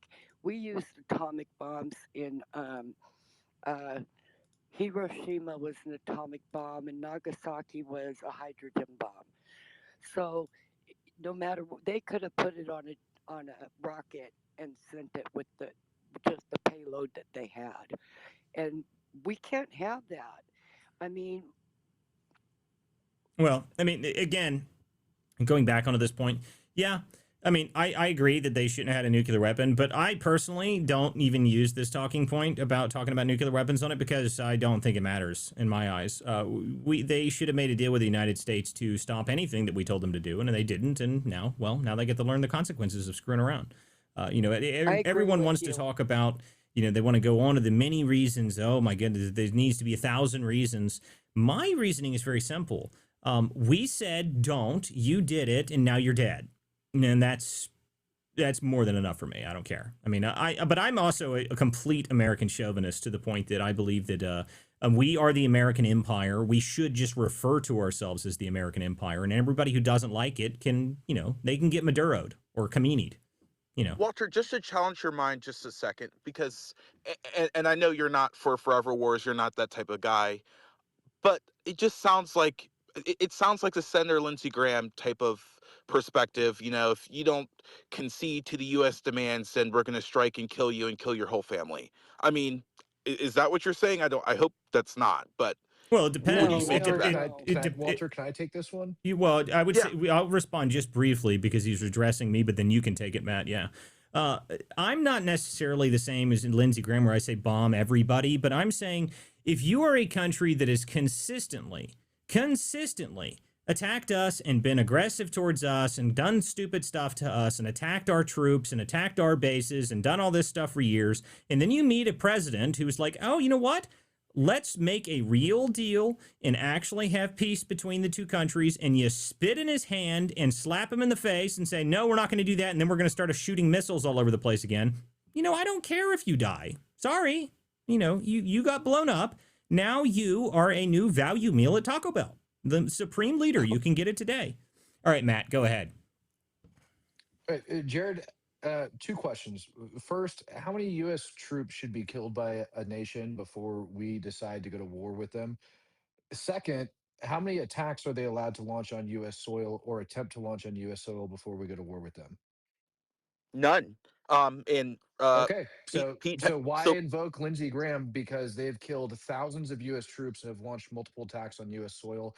Most recent one was noted in July of 2025 by the Department of Homeland Security. yeah. So if we're going to go with, I mean, if we're going to go to war with every Middle East country who somehow just launch attacks on our neighbors, then I think we're going to have No, wars no, no, no. seven days. Specific. No, no, no, no, Jared. Specifically on U.S. soil, not our neighbors. U.S. soil. U.S. soil for. The IRGC launching lethal attacks.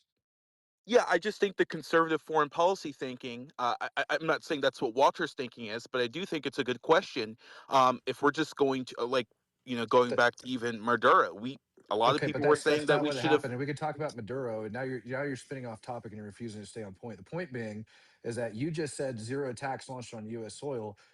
Actually gave you prime examples of it that's actually documented, and then I explained to you that they've killed thousands of U.S. troops, and you just want to completely ignore that fact and go No, back in your no, like leftist no. I talking think points that's of a. Maduro and everything else, and try So, to shit on Lindsey Graham and just so ignore what I so just told Matt, you. I think you and Walter have a huge big gap of what you guys think here, right? Because Walter wasn't saying that. He didn't mention anything about US attacks. So now that you are, I think that's a fair point, Well, right? If you wait a minute here. that message, right, talking about happening on US soil, that's fair, right? You can put that to a question to Senator Lindsey Graham, and I'm sure he will have a adequate response. But if I'm reading Walter right, just by No, you're not we reading want it some. right. You're not reading it Okay, right, Jared, and because so you, yeah, just Jared, yeah. because you didn't listen. Okay, I said specifically, if there is a No, nation. I No, did listen. You didn't no, make it clear, but go ahead. okay, well, I mean, I'll make it clear again and say the same thing that I just said. So why don't you just wait for a second here?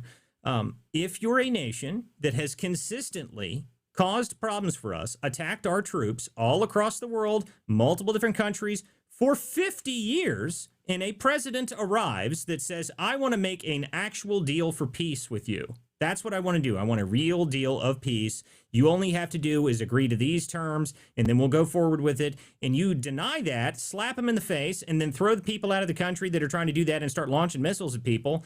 I don't care if they kill you then. Sorry. Doesn't matter to me. That's the problem here. Okay. It's not like this is like, it's not like we're arguing with, Austria, and Austria doesn't want to just sign some sort of trade agreement and we bomb them. Okay. That's not what's happening here. The IRGC is a bit different. I don't know who used that, but please don't. Okay. But if you want to respond to that briefly, Jared, then I'll get two new hands on the stage. Yeah, so it looks like JD Vance was just on Hannity the last hour, and I think he was asked a question by Sean whether or not they're calling for, okay, let's kill the Iran supreme leader, let's kill his deputies. Okay, fair game, but whose call is it to call for regime change? Is that people in Michigan and California's job to do, or is that actually for the Iranians to make Well, their decision? our military leaders have been very clear that the Iranian Well, people are the going to be administration. I said Chris, our let's back administration. up for a second. Jared, hold on a second. You're not listening. Let me just say, based on the press conference that was this morning, you seem to be citing Sean Hannity's show versus the press conference of the military leaders that are running the operations, who have been I'm very citing the clear Vice since day one. President of the United Who's been very clear since day one that it is going to be the task of the Iranian people to take their destiny into their own hands. We are targeting specific military installations.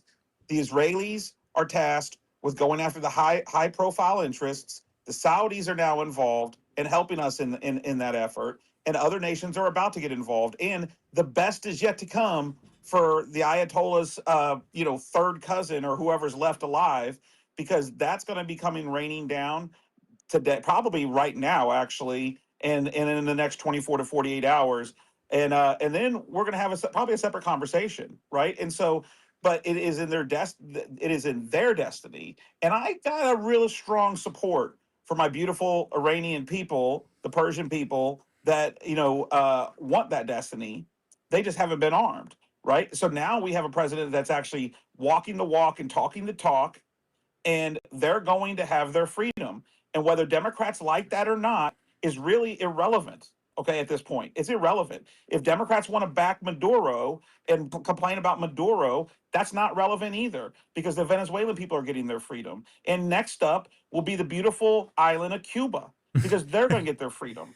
Well, I did see that it looks like the Cuban government is already working with the administration. But to Jared's point, I mean, every single conversation from every single person so far has been very clear that the Iranian people, it's going to be ultimately up to them. Okay, I need to move on to some more people here.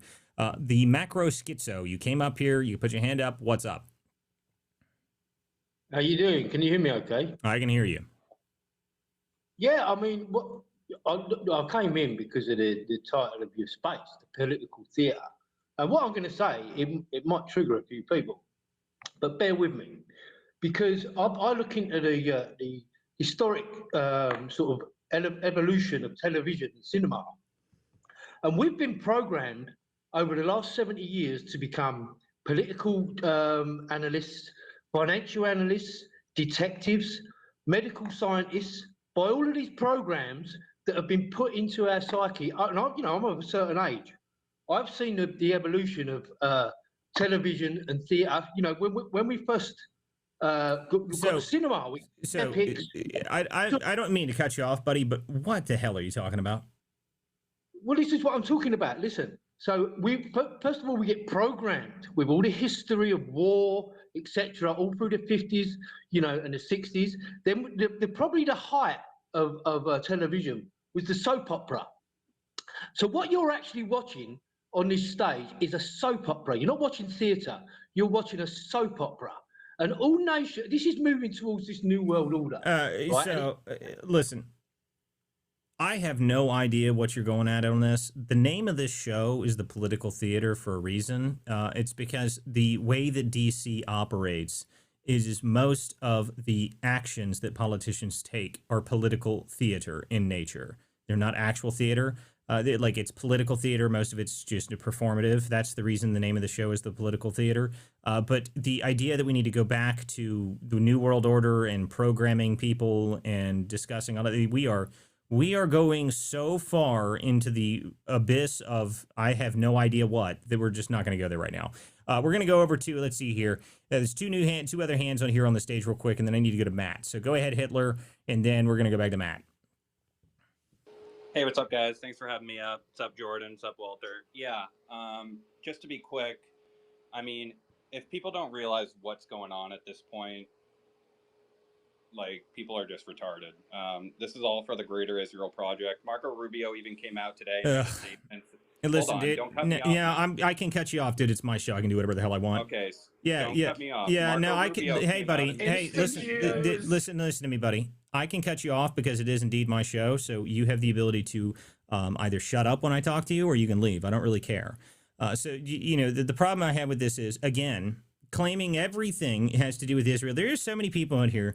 There's a number of people that they cannot. Marco Rubio even said it. Dude, shut up. Okay, so back to what I was saying just a second ago. All you people that constantly talk about the New Jersey of the Middle East, and that is the only thing that you can possibly fathom it was the reason for this stuff. You really think, honestly, in the heart of your hearts, that there is no reason that the United States would want to do anything to do with Iran? There's no strategic reasons. There's no China reasons. There's no any reasons. It's just because of Israel. Is that really your position? Like, honestly? That's not what I'm saying. Marco Okay. Rubio even came out and said today, he said we weren't even going to attack Iran. We were forced to because Israel told us that they were going to attack. That is just a not true. misquote and a false statement. Hitler. Yeah, that is just not true. Accurate. I can post You are misstating what he said and you're twisting it. Marco That Rubio is not what he came out and said. today. That's not what he said, dude. Yes, You're it is. I changing can the post narrative to fit yours. Yeah, that's not what he can said. post it. You Just want me to okay. post So it? listen, buddy. Hey, You're hold not on, gonna hold on. rewrite Hold on. Just chill for a second here, dude, because you actually are just misquoting it. Okay, that's not what they said. They said that the attack was planned for next week. Okay, and it got moved up. Okay, that's what they said. So I know what you're referring to. I know exactly the quote you're referring to. We didn't attack because of Israel. Okay, that's not what happened. All right, the attack got moved up because intelligence changed that they were about to perform an attack. Okay, that's what changed. That's what Marco Rubio said earlier today. He said that they were already, that's why they had missiles responding within the hour, because they were already pre-positioned to do so.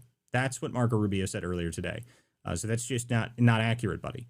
Matt, go ahead. Do you want me to read the quote from him? Or? No, I don't need to read the quote because I watched him say it. I watched it. Oh my God. Because you're negating an entire 10-minute speech. Yes. And you're taking a specific subset read it, of it. I can read the quote. For 10 minutes, I don't feel like hearing you read a 10-minute quote from Marco Rubio. One of them or something? You're going to do one set. Oh my God. All right, look.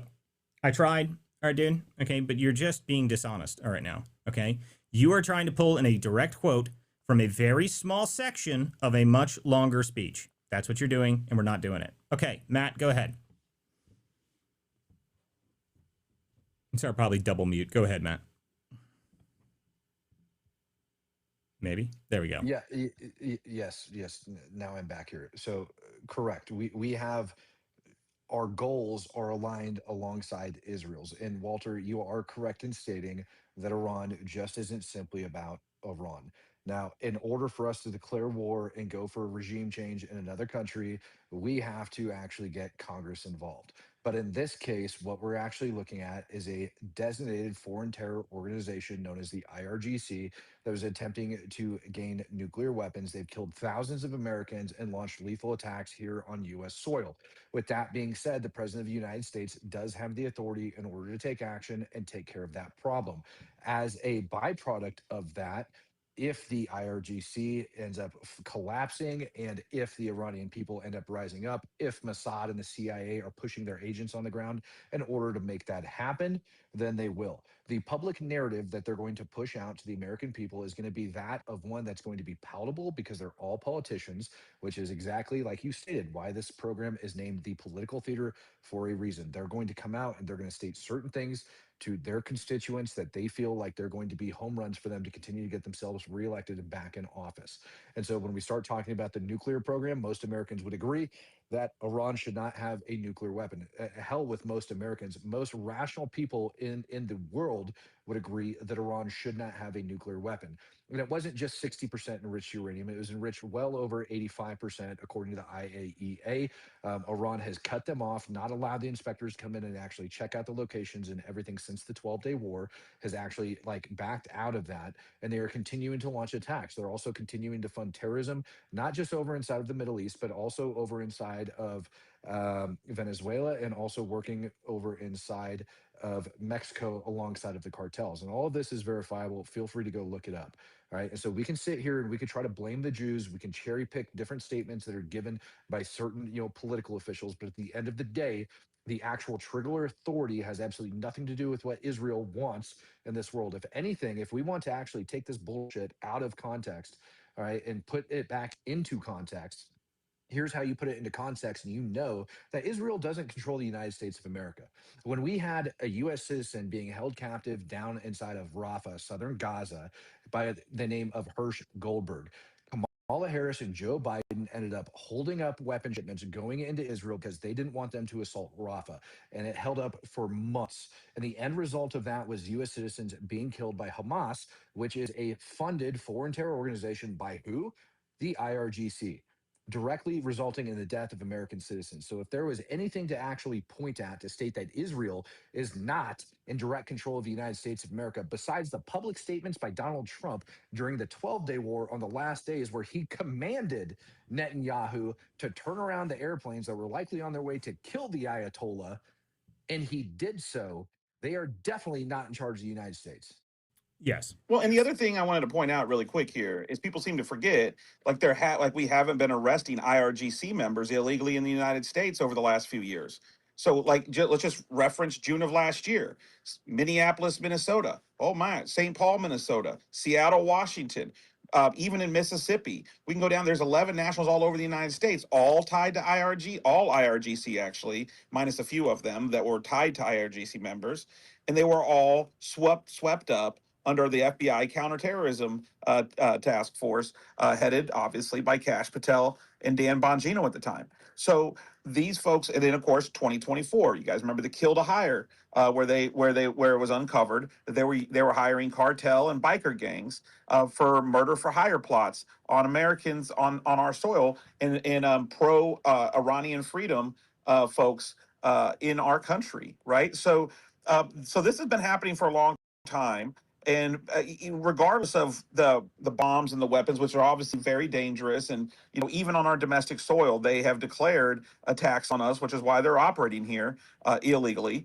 And we have every right to remove their leadership, because, as Matt Tardio just mentioned, they are directly working with the cartels. And if you don't like that President Trump has to say that and did something about it, then I would put you right back to 2011 and 2012, Barack Obama's own State Department, which confirmed that they were all working together. So, I mean, unfortunately, you guys you can pick your little sound clips, but this is the reality we're in, and it's being handled. Yeah, well, the problem I have with a lot of it is the problem I have with it generally Yeah. is the dishonesty in the fact that, guys, Iran has other things that we want from it other than just the idea that getting rid of one single part of it is, oh my goodness, it's the Israelis really don't like the Iranians and it's somehow going to advance Israel's interest. Israel is the New Jersey of the Middle East. I keep saying this, and I will say it consistently, and I will say it forever. It is the New Jersey of the Middle East, guys. It does not control everything in the planet. Not everything is related to Israel. Sometimes the giant superpowers of the world may have some geopolitical interest in the oil and the other things that happen around the Strait of Hormuz and, oh, I don't know, a whole bunch of other things that could possibly, I mean, it's just the idea that everything has to relate specifically to what Bibi Netanyahu has to do. My goodness, guys, you got to come up with something else to say, because it's just not true, and it's not enough, okay? As Tardio just mentioned, everyone forgets the comment when Trump said that he was pissed, and what was it he said specifically? They don't know what the fuck they're doing. Remember that? He was referring to the Israelis during that. Let's remember that. Let's remember that. They don't know what the fuck they're doing. That's what he was talking about. He was talking about getting those planes out of the sky, and lo and behold, they did exactly what he said. Crazy. I can't imagine why. I mean, it's like he's in charge or something. All right, Adam, you came up here. What's up, dude? Thanks, man. Appreciate the mic. Definitely, It's a good thing. I believe, precision strikes. That's what we're about. I don't think we're gonna do boots on ground. Let the people of Iran have their country back. From this Islamic extreme regime. I'm quarter Middle Eastern, three-quarters Slavic, so from Syria and Yugoslavia. So like, I have an understanding of the region, and that IRGC has been a spawn of Satan. You know what I mean? It's a good thing that they're being taken out, and to the guy that speaks to the greater Israel plan, which is known. Okay, yeah. Some people have aspirations, that's fine. But how does giving Iran give it back to the people of Iran play into that? It doesn't. So that squashes that narrative there Well, I that mean, the real people are trying to play on. well, the And real question, Trump Gaza, baby, Trump Gaza. We'll all go yeah, the vacation in Trump Gaza in the future. Well, I believe that the only solution is a two-course solution. There should be two golf courses in Gaza, the Trump Gaza Plaza Resort Spa and golf course. I think that's the best solution there. But no, generally speaking, here for the Iran, like guys, there are so many different things that are playing in here. The more important aspect that I always talk about geopolitically is obviously the only thing we're really trying to deal with is China. China is the only real threat that we have in the entire planet. Okay, I mean, it's just even the people that say, "Oh my God, Russia! Russia has an economy the size of Florida." I mean, guys, come on. I mean, just you want to Bro, talk the about? GDP is less than Italy. Yes, it is a small country in comparison to the rest of the world. It is a advanced military technology, but even that, it looks like they can't even manage to really, completely conquer Ukraine. So it's not working out too well for them. Anyway, Can I all say right. one last thing? Yeah, go ahead. Thank you. The actions that are being taken right now are gonna only, create stability in that region. And you have Donald Trump's peace board that he's put together, tons of countries, Abraham Accords, and not for nothing, Jared Kushner has been instrumental in putting that together. I believe, helpful in bringing these, from the Saudis. We got the House of Saud is gone.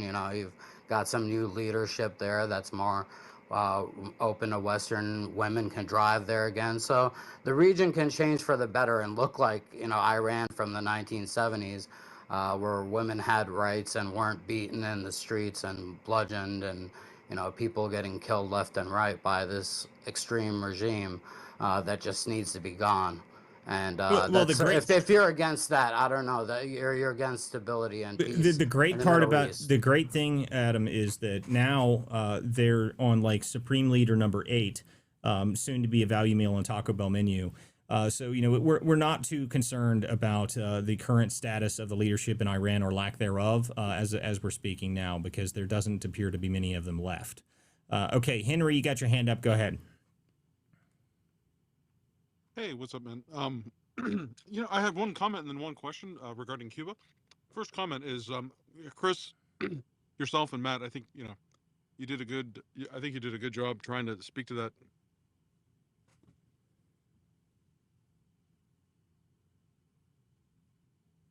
Did I lose audio or did he? Yeah, we lost. Oh, okay, I thought I lost Yeah, audio. I was Yeah. okay. So it sounds like Henry, you might have to drop down and come back up. Did we lost you? Yeah, your audio dropped. I was wondering if it was me. Okay, Jordan, are you here too? Yes, maybe.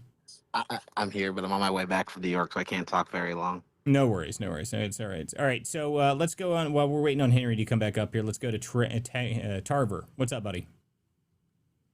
Hey man, big fan. It sounds like you're pretty well in favor of the I don't know, war with Iran.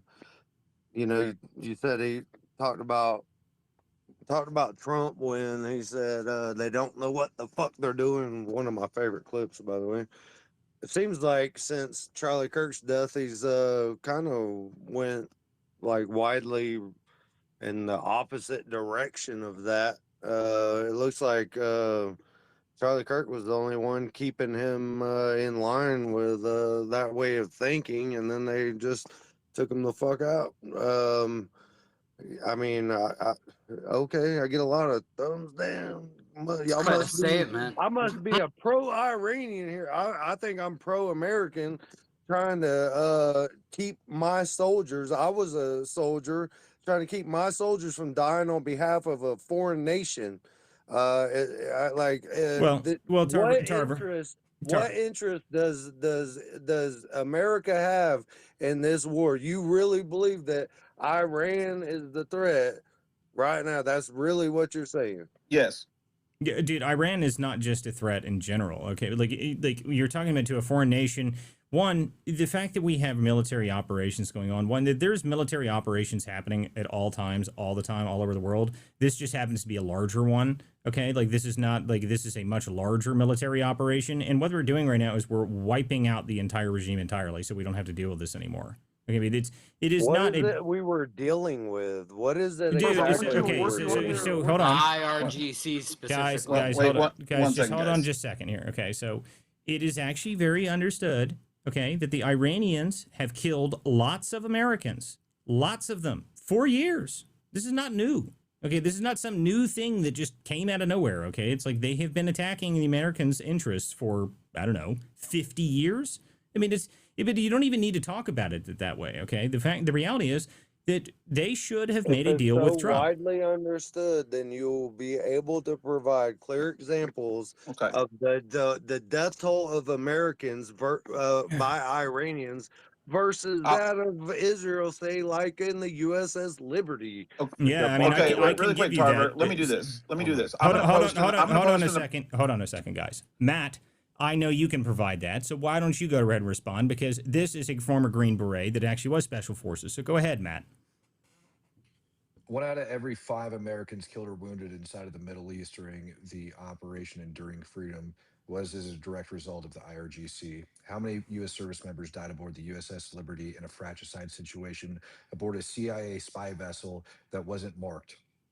Why is it that we went to Answer the question. Operation? You asked the Why question. was Now it? answer it. No, You wanted an answer to your question. okay. I just provided Yeah, it. I don't Now know go the ahead and answer. answer. I will Oh, admit you don't want to ignorance answer on it. You that. don't want to answer No, it I anymore, will right? So answer just go it. ahead and I will step down. answer Shut the it. fuck up Say then. I will answer it and tell you I'm ignorant on that matter. Okay. I don't Okay, know so if the you're difference. ignorant on this matter, maybe you shouldn't be on a stage with hundreds of people attempting to blame this on something that you know literally nothing about. I don't know anything Maybe, about just that maybe, one the people thing. that are elected and in charge that have access to more intelligence than you, that have way more experience than you, that are 10 times more knowledgeable than you, maybe you should trust in them to actually do the right fucking thing. Stop listening to Tucker Carlson and Candace Owens and understand that freedom loving Americans are going to actually support the Constitution of the United States. You're not the one holding the fucking candle, sir. That I promise you. So I hope that answered your question, because 1 in 5 Americans enduring a number of different things. It's not just that, okay? The Iranians have killed thousands of American troops, okay? It's not new, all right? This is not like, it's not like some sort of new thing, all right? This organization, the IRGC and the Ayatollahs, have killed lots and lots of Americans. And the problem is that we've had useless administrations for the past forever that have never been able to deal with this problem. Okay, the administration that actually tried to deal with the Iranians properly was Reagan. And I mentioned this to open to the show. Operation Praying Mantis, when they wiped out half of the Iranian Navy in one operation in one day. They wiped out half the Iranian Navy then, and that was because of a number of different things. Okay, I mean, this is not new. This is not Walter, something new. Walter, here, I think this is going kind of left. All Obama right? sent them pallets of cash. so- We've got Biden releasing $20 billion for them to. Well, the pallets of cash was that's an Obama extraordinaire. But go ahead, Jared, if you got something to say. I appreciate Matt actually breaking it down. I was just looking on his feed, and it looks like I was watching his interview on, I think it was on Newsmax just shortly ago. And again, these are just questions ordinary Americans have, right? Most people are trying to focus on kitchen table issues, and Walter and I, we talk about politics all day, right? We breathe, sleep politics. I just don't support, and I think, Walter, you're doing this as well. I don't know if it's intentionally, but like, people, again, we can make a distinction between actual people who have it out for Jews. Lots of people just have the knives out for Jews, and we have to obviously put those people in a separate corner than actual freedom-loving Americans, which I think Mr. Tarver, he is, and he's asking a question, and I think Matt's response is just like, "Shut the fuck up and just listen to the people in Washington." And No, it's not Washington, shut the like, fuck up. It's how about you gather your facts before coming to the table making accusations. well, he Educate asked the yourself before yeah, you have a complaint. Properly Matt, do the research in today's day and age where you have more Have you access to been information there? readily available to you than Ronald Reagan Matt, did when he was president to yeah, step up on a stage with hundreds of people and make an ignorant ass statement while we're in the middle of war and US service members are dying and you want to come in here and bitch about Jews? Sir, you better go do some fucking research I didn't before you come say a up on the dang stage. thing about Jews, he so did I not don't know say, why like, you're we have to saying that. distinction, and I think, again, in Chris Walter, I think we have to distinction between actual people. He did not say anything about Jews. I was Listen to listening me. to him So four guys, I've minutes. let this go for just a minute here, but guys, This is ridiculous, Walter. listen to me, okay? The ridiculous is one thing, but to be honest with you, if you don't know, you should go find out. All right. If you don't know how many Iranians or how many of the Iranian people or the IRGC, how many Americans have died from that, go look. Okay. You can go look. All right. This is not something complicated to do. All right. This is something you can easily do. You can easily look it up. You can go see a full historical timeline of all of the dozens of times that the Iranians have done things to the United States throughout our history, throughout the entire history of the new Ayatollah regime, all of the things they have done. You can go find all that stuff out yourself. You should, especially if you're going to wonder why exactly we have a problem with Iran in the first place. If you wonder, go find out. Okay. You come onto the show and talk about it. Yeah. And I've got no problem with anybody who comes up here and just is asking questions. I'll tell you. Okay. And that's why I had Matt respond, because Matt knows. Okay. Matt knows exactly how many people have died from the result of Iranians, let alone the amount of people that have died as a result of their equipment. That is astronomically higher compared to any of the stuff that just of their actual direct attacks. Okay. So if you want to actually go find this stuff out, you can go look and see that the Iranians and the IRGC and the Ayatollahs have been essentially the responsible for almost every major attack on U.S. installations across the Middle East for the past 25 to 50 years. Okay. That's Yeah, just Walter. true. Yeah, with all the respect, and I'm a friend of yours, that's not with what Mr. Matt did. He Yeah, just listen, said, I'm listen not to the listen. people in Yeah, Washington. everybody heard So, it, Jared. But let me no, let me it's not. let me make one more point It's here, really quick, to what there's no Tarver. is there Okay. Let me make one more point here to what Mr. Tarver said. And first off, let me just say, Mr. Tarver, you did serve, so I want to tell you thank you for serving this country. I understand your question. What I do want to direct you to, because the other part of your question was as it relates to Trump and maybe some honesty or consistency or why he acted. And I think there's this notion that Israel controls the president of the United States. So what I posted in the Purple Pill for anybody in this space that wants to see the consistency of the president of the United States, it's a video from him in the 80s. And he's asked about this after the hostage situation. And you will hear in his own words the consistency he's had for 47 years. Okay. And so if you voted for Trump or if you didn't, you can't say he's not consistent. He actually, and to think, he actually gave them a chance to walk off the stage and still come to the table and be civil. And they didn't take it because he knew they were not going to take it. To be real honest, that's why he gave them a couple of chances. And so it's just the consistency, man. And you got to do your own research. You got to look at these things before you come on stage and you make these statements. And I'm not saying you're intentionally doing this, Tarver, but there are some other people that are far more involved in spaces that come on a consistent basis and make false statements that are just not factually backed. So, Well, but more importantly, though, and are this there is conditions on this space that you have to be? Jared, the only condition on this space is when I start speaking, no one else speaks. That's the number one condition because it's my show. That's how it works. So anyway, the one major caveat that I have to this is talking about the reasons that we're hitting them. The IRGC is here. Let me ask you a simple question, Tarver. Just a very simple question. Do you think Iran is a geopolitical adversary of the United States? Yes. Okay. So if a geopolitical adversary of ours refuses to negotiate with us, refuses to work with us, attacks our allies on a regular basis, supplies weapons and terrorist equipment and all sorts of stuff to all of the countries in the local area and has done so for, 50 years, and then we offer them an off-ramp, okay? We offer them an off-ramp multiple different times and they refuse. So we blow up their nuclear facilities and say, okay, you want to take that off-ramp now? And then they say no.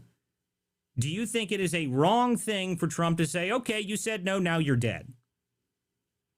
Absolutely not. And I would ask the exact same question, formulated the exact same way about Israel. Okay, well, then you can ask that same way about Israel, but Israel hasn't been attacking the United States on a consistent basis for the past 50 years. So, seriously? Yeah, seriously. They haven't been attacking the United States on a regular basis for the past 50 years. So that means that your question has answered itself. The IRGC is a geopolitical adversary of ours. There's your problem. All right, so you're willfully blind. Apparently, I thought you like I look at you as a good faith actor. I really do. I've listened to you. I've shared your stuff, but like I mean, they literally had just celebrated the biggest traitor in American history. That Pollard guy, Huckabee met with him. And he's calling for open nuclear attacks against America, and y'all are gonna sit here What are and you act like talking about, dude? that shit isn't a real threat. What are you talking about, dude? Whatever you just mentioned, no one has any idea what you're just talking about. That is nonsense. I mean, I have no idea what you even said. When was the last time Israel attacked the United States of America? Last time I can remember is 9/11. for one. So 9/11 is like. Thank you for showing your ignorance. Yeah, listen to me, dude. I'm trying to be as civil as I can here with you. Israel as a nation has never attacked the United States intentionally. And the only time that it has ever had any real conflict with the United States that you can even claim to is actually the USS Liberty. And that is 50 years ago, dude. That was a friendly fire incident that they admitted and paid us millions of dollars for, by the way. Exactly. Hey, sir, do you know who Pat Tillman is? I do not. You don't know who Pat Tillman is? Pat He Tillman served was around the same time that you did, Mark. Come on. Pat Mr. Tillman Tarver. was a former NFL player that ended up joining the military after 9/11, and he went to the 75th Ranger Regiment. He was killed by friendly fire in Afghanistan by fellow Rangers. Should we, for some reason, kick the 75th Ranger Regiment out of the United States Army? Absolutely not. Why not? Let's use your logic here with a fratricide situation. Why should the 75th Ranger Regiment be kicked out of the United States Army? Okay, shit happens. I mean, because shit happens. I So guess understand what? When you have a U.S. spy ship after the United States ends up telling Israel that we're clear of those waters and that we're not in there, and that ship remains in those waters, and it's not flying colors, it's not an official ship, it's actually hidden over there, and it ends up getting shot. Why would we give up our biggest ally in the Middle East? I feel like that in an y'all area that's are filled with people that want to kill excluding us. the knowledge that is coming from like things like the Epstein files or WikiLeaks What did the or Epstein files have anything to do like with that. the USS Liberty? Collusion, And what do the collusion Epstein files have to do of with fratricide? Israeli Mossad, CIA against the U.S. Where are interest. those at? Where are those at? Where are those at? Where is the clear-cut, concise information that says inside the Epstein files All that right. the USS I'm Liberty was sorry. bombed intentionally I by came to the Israel, that wrong they attacked space. the United Y'all States are of America? y'all are Yeah, smarter you than me, did. bro. Go find Jackson Hinkle or Tucker Carlson, moron. So look, I mean, we've tried to have this conversation. I was trying to be civil as possible, but Tarver, I got to tell you, dude. If you come to my show, the people that I bring on my show are very, very, very, very knowledgeable on the things that they talk about. Okay, almost every single one of these people is some sort of expert in some way about the subjects that they usually go on about. So if you don't know what you're talking about and you come here and you want to ask statements and you say things, you don't be You surprised say when this. you're knowledgeable, but you literally ignore knowledge. No, Like dude, buddy, I'm buddy. literally know sure. who Pat Tillman was. So hold on here, okay? You're not hearing me, okay? You are talking about things that do not exist and are not real, okay? I don't have time for that. I don't deal with that. I just don't. I don't have time for people who want to come up with nonsense or things that are unrelated and try and claim that things are happening that aren't happening, or maybe they could if someone explained it from 45 different angles. No one cares, okay? I mean, I don't care. I don't have time for it. You're talking about things that are not true, okay? The IRGC and the Ayatollahs have attacked the American interest for 50 years. The Israelis have not done so, okay? So if you wonder why we attacked the Ayatollahs and just blew them out of the water and killed all of the leadership, that would be why. And you've already admitted in the midst of this that you agree that the Ayatollahs and the IRGC are an actual threat to the country. And you already said that they are actually a geopolitical adversary. So with that knowledge, I guess we can just move on. We are running low on time, though, guys. So I want to go over to Justin Stewart real quickly, and then I'm going to go to Darth Kirby and Henry, and then we're probably going to be done by then. So go ahead, Justin. Yeah, real quickly, the only other probably major confrontation between, I guess, geopolitically, U.S. and Israel is the Suez Crisis, when we condemned Britain, France, and Israel for taking action in the Suez. And I would say, this is my question: what was the deal with the Spanish government today? I know it's a socialist government, but Oh my God. Yeah. I don't know why Well, that was see, so so here's the deal. like a So, NATO ally like that. well, It's so like listen, why? Justin, what's really happening is that, we have a split amongst the Muslim countries of the world. So the UAE, the Saudis, the Kuwaitis, the Oman, all of those countries are backing us, and the French, the UK, and the Spanish Muslim countries are turning against us because they're run by communists. So that's the real problem there. I mean, I saw that. I don't know if you guys saw the Spanish demanded that we take all of our oil tanker or our oil fleet out of there, which was interesting. So the Europeans have been something else. I've been watching these people that are just, my goodness, Keir Starmer. Oh man, At least the Germans stepped up somewhat. They're allowing us to. Well, I mean, after the Iranians started bombing, British air bases, then they finally changed their tune. But these people are absurd. They really, really are. Okay, Darth Kirby, you have got your hand up. Go ahead, bud. Yeah, this was just. Yeah, this was more just to commentate on the people who had concerns about why we were at war.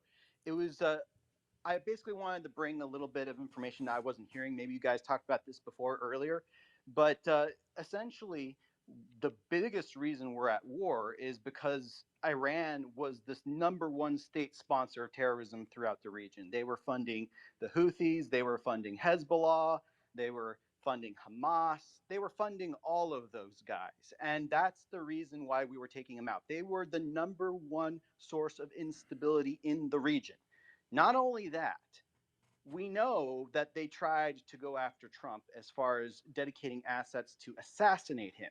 So when you try to take out the head of state of the most powerful nation in the world and you think you're not going to be retaliated against, that's delusional talk.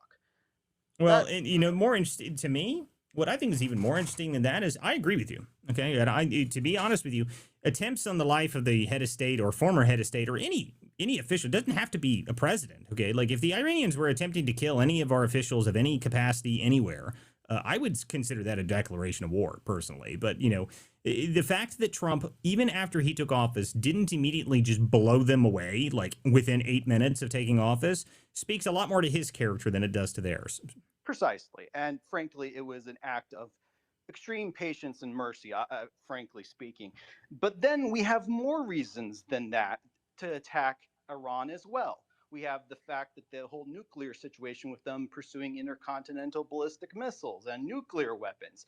We have the fact that the Iranian people quite literally were begging us in footage that they managed to get out as they were being killed and slaughtered. Hey, Trump, help us, as they were rebelling against the regime.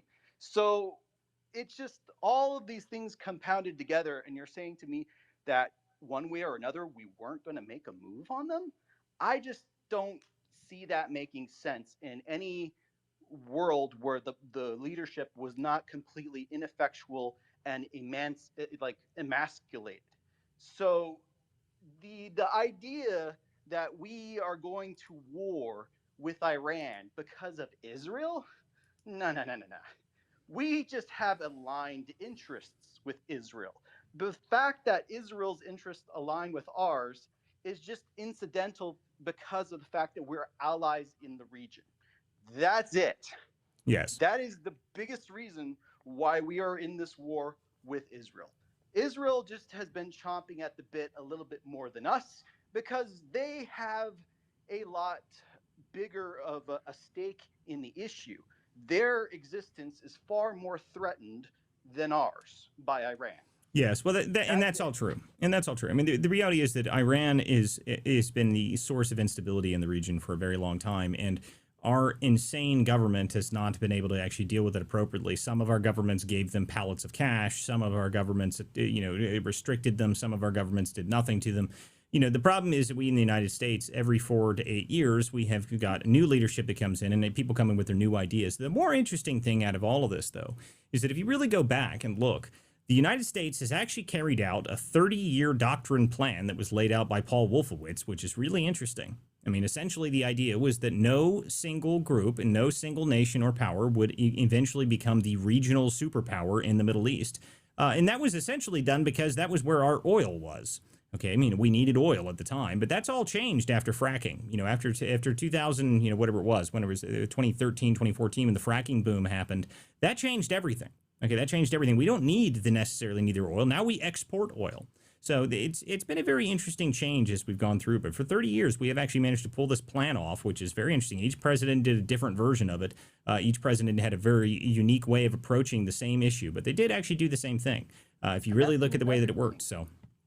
I wanted to bring that up too, about the fact that not only do we have all the things I mentioned before and that you've been talking about, but we also have the fact that Iran is the largest supplier of oil to China, pretty much outside of, like, say, you know, Venezuela formerly. I think Iran even then was the Well, biggest so that's not contributor of necessarily external true. oil. So the way that works, and this is actually an important aspect. All this is the China aspect. The China aspect is that China gets about 20% of its oil capacity that it buys on a regular basis from what's called discounted barrels, or in essentially just sanctioned barrels. So they get a discount on the prices, so they save about 15 to 30% on that 20% of their oil supply by buying it from sanctioned sources. And that's one of the parts. Venezuela was about 7% of that.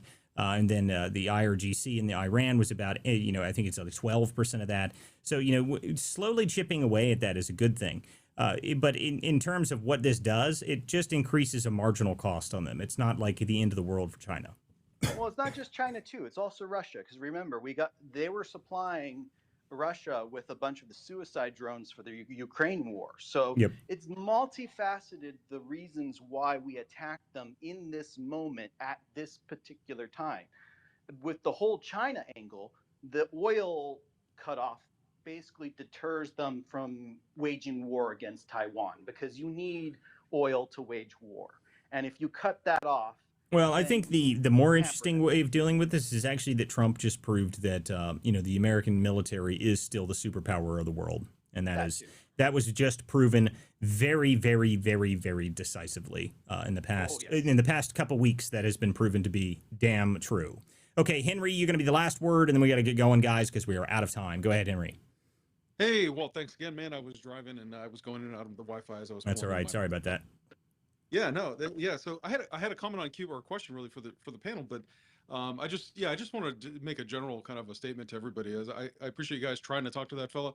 There was, Chris and I were in another space before, and I think, this, man, I thought this guy was maybe. I feel so bad for so many of these people, man, because there's some that are obviously in bad faith, and there's other people that are just so far down the path that even if they're in good faith or trying to be sincere, they've already been so like inundated with nonsense and terrible narratives. Separate from, we're already fighting the left, we're already fighting the corruption of the mainstream media, and then on top of that, we have to fight, which is part of this corrupt media plan, all this nonsense with Tucker and all this craziness.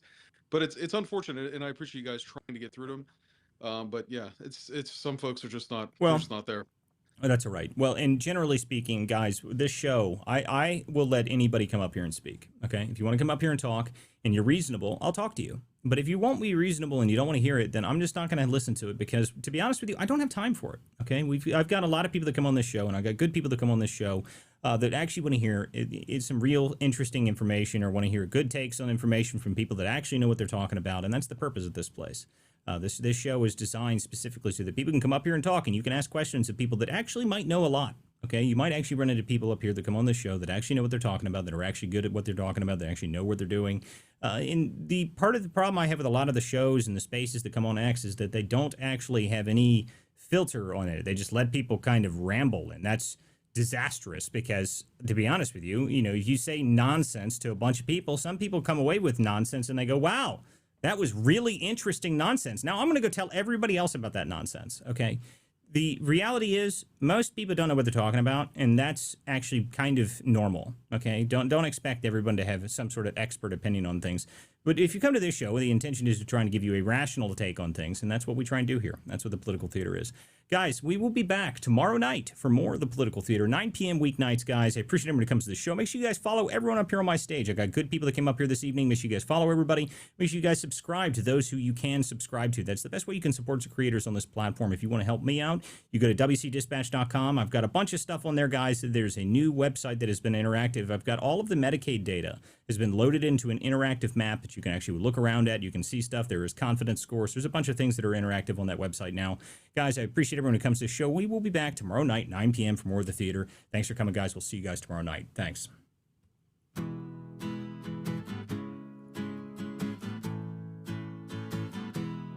Some folks are born with a liberty spark. Their hearts beat red, white, and blue.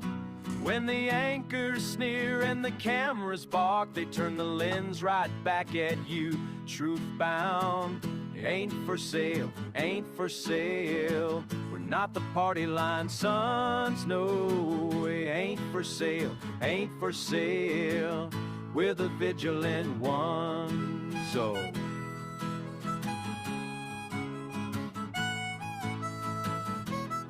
some folks inherit silk-lined halls, spend our sweat while preaching share. But when the tax man wraps his knuckles raw, their mansions suddenly look bare, impaired. Ain't for sale, ain't for sale. We're not their banker-raised hairs, no. Ain't for sale, ain't for sale. We're the vigilant ones, so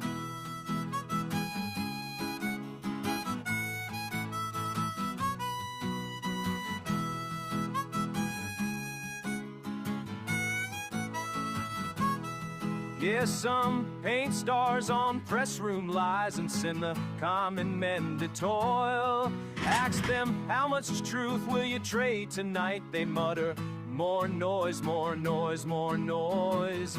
Ain't for sale, ain't for sale. Not the theater's pawns, friend. It ain't for sale, ain't for sale. We're America's steadfast ones. No, we won't be spun.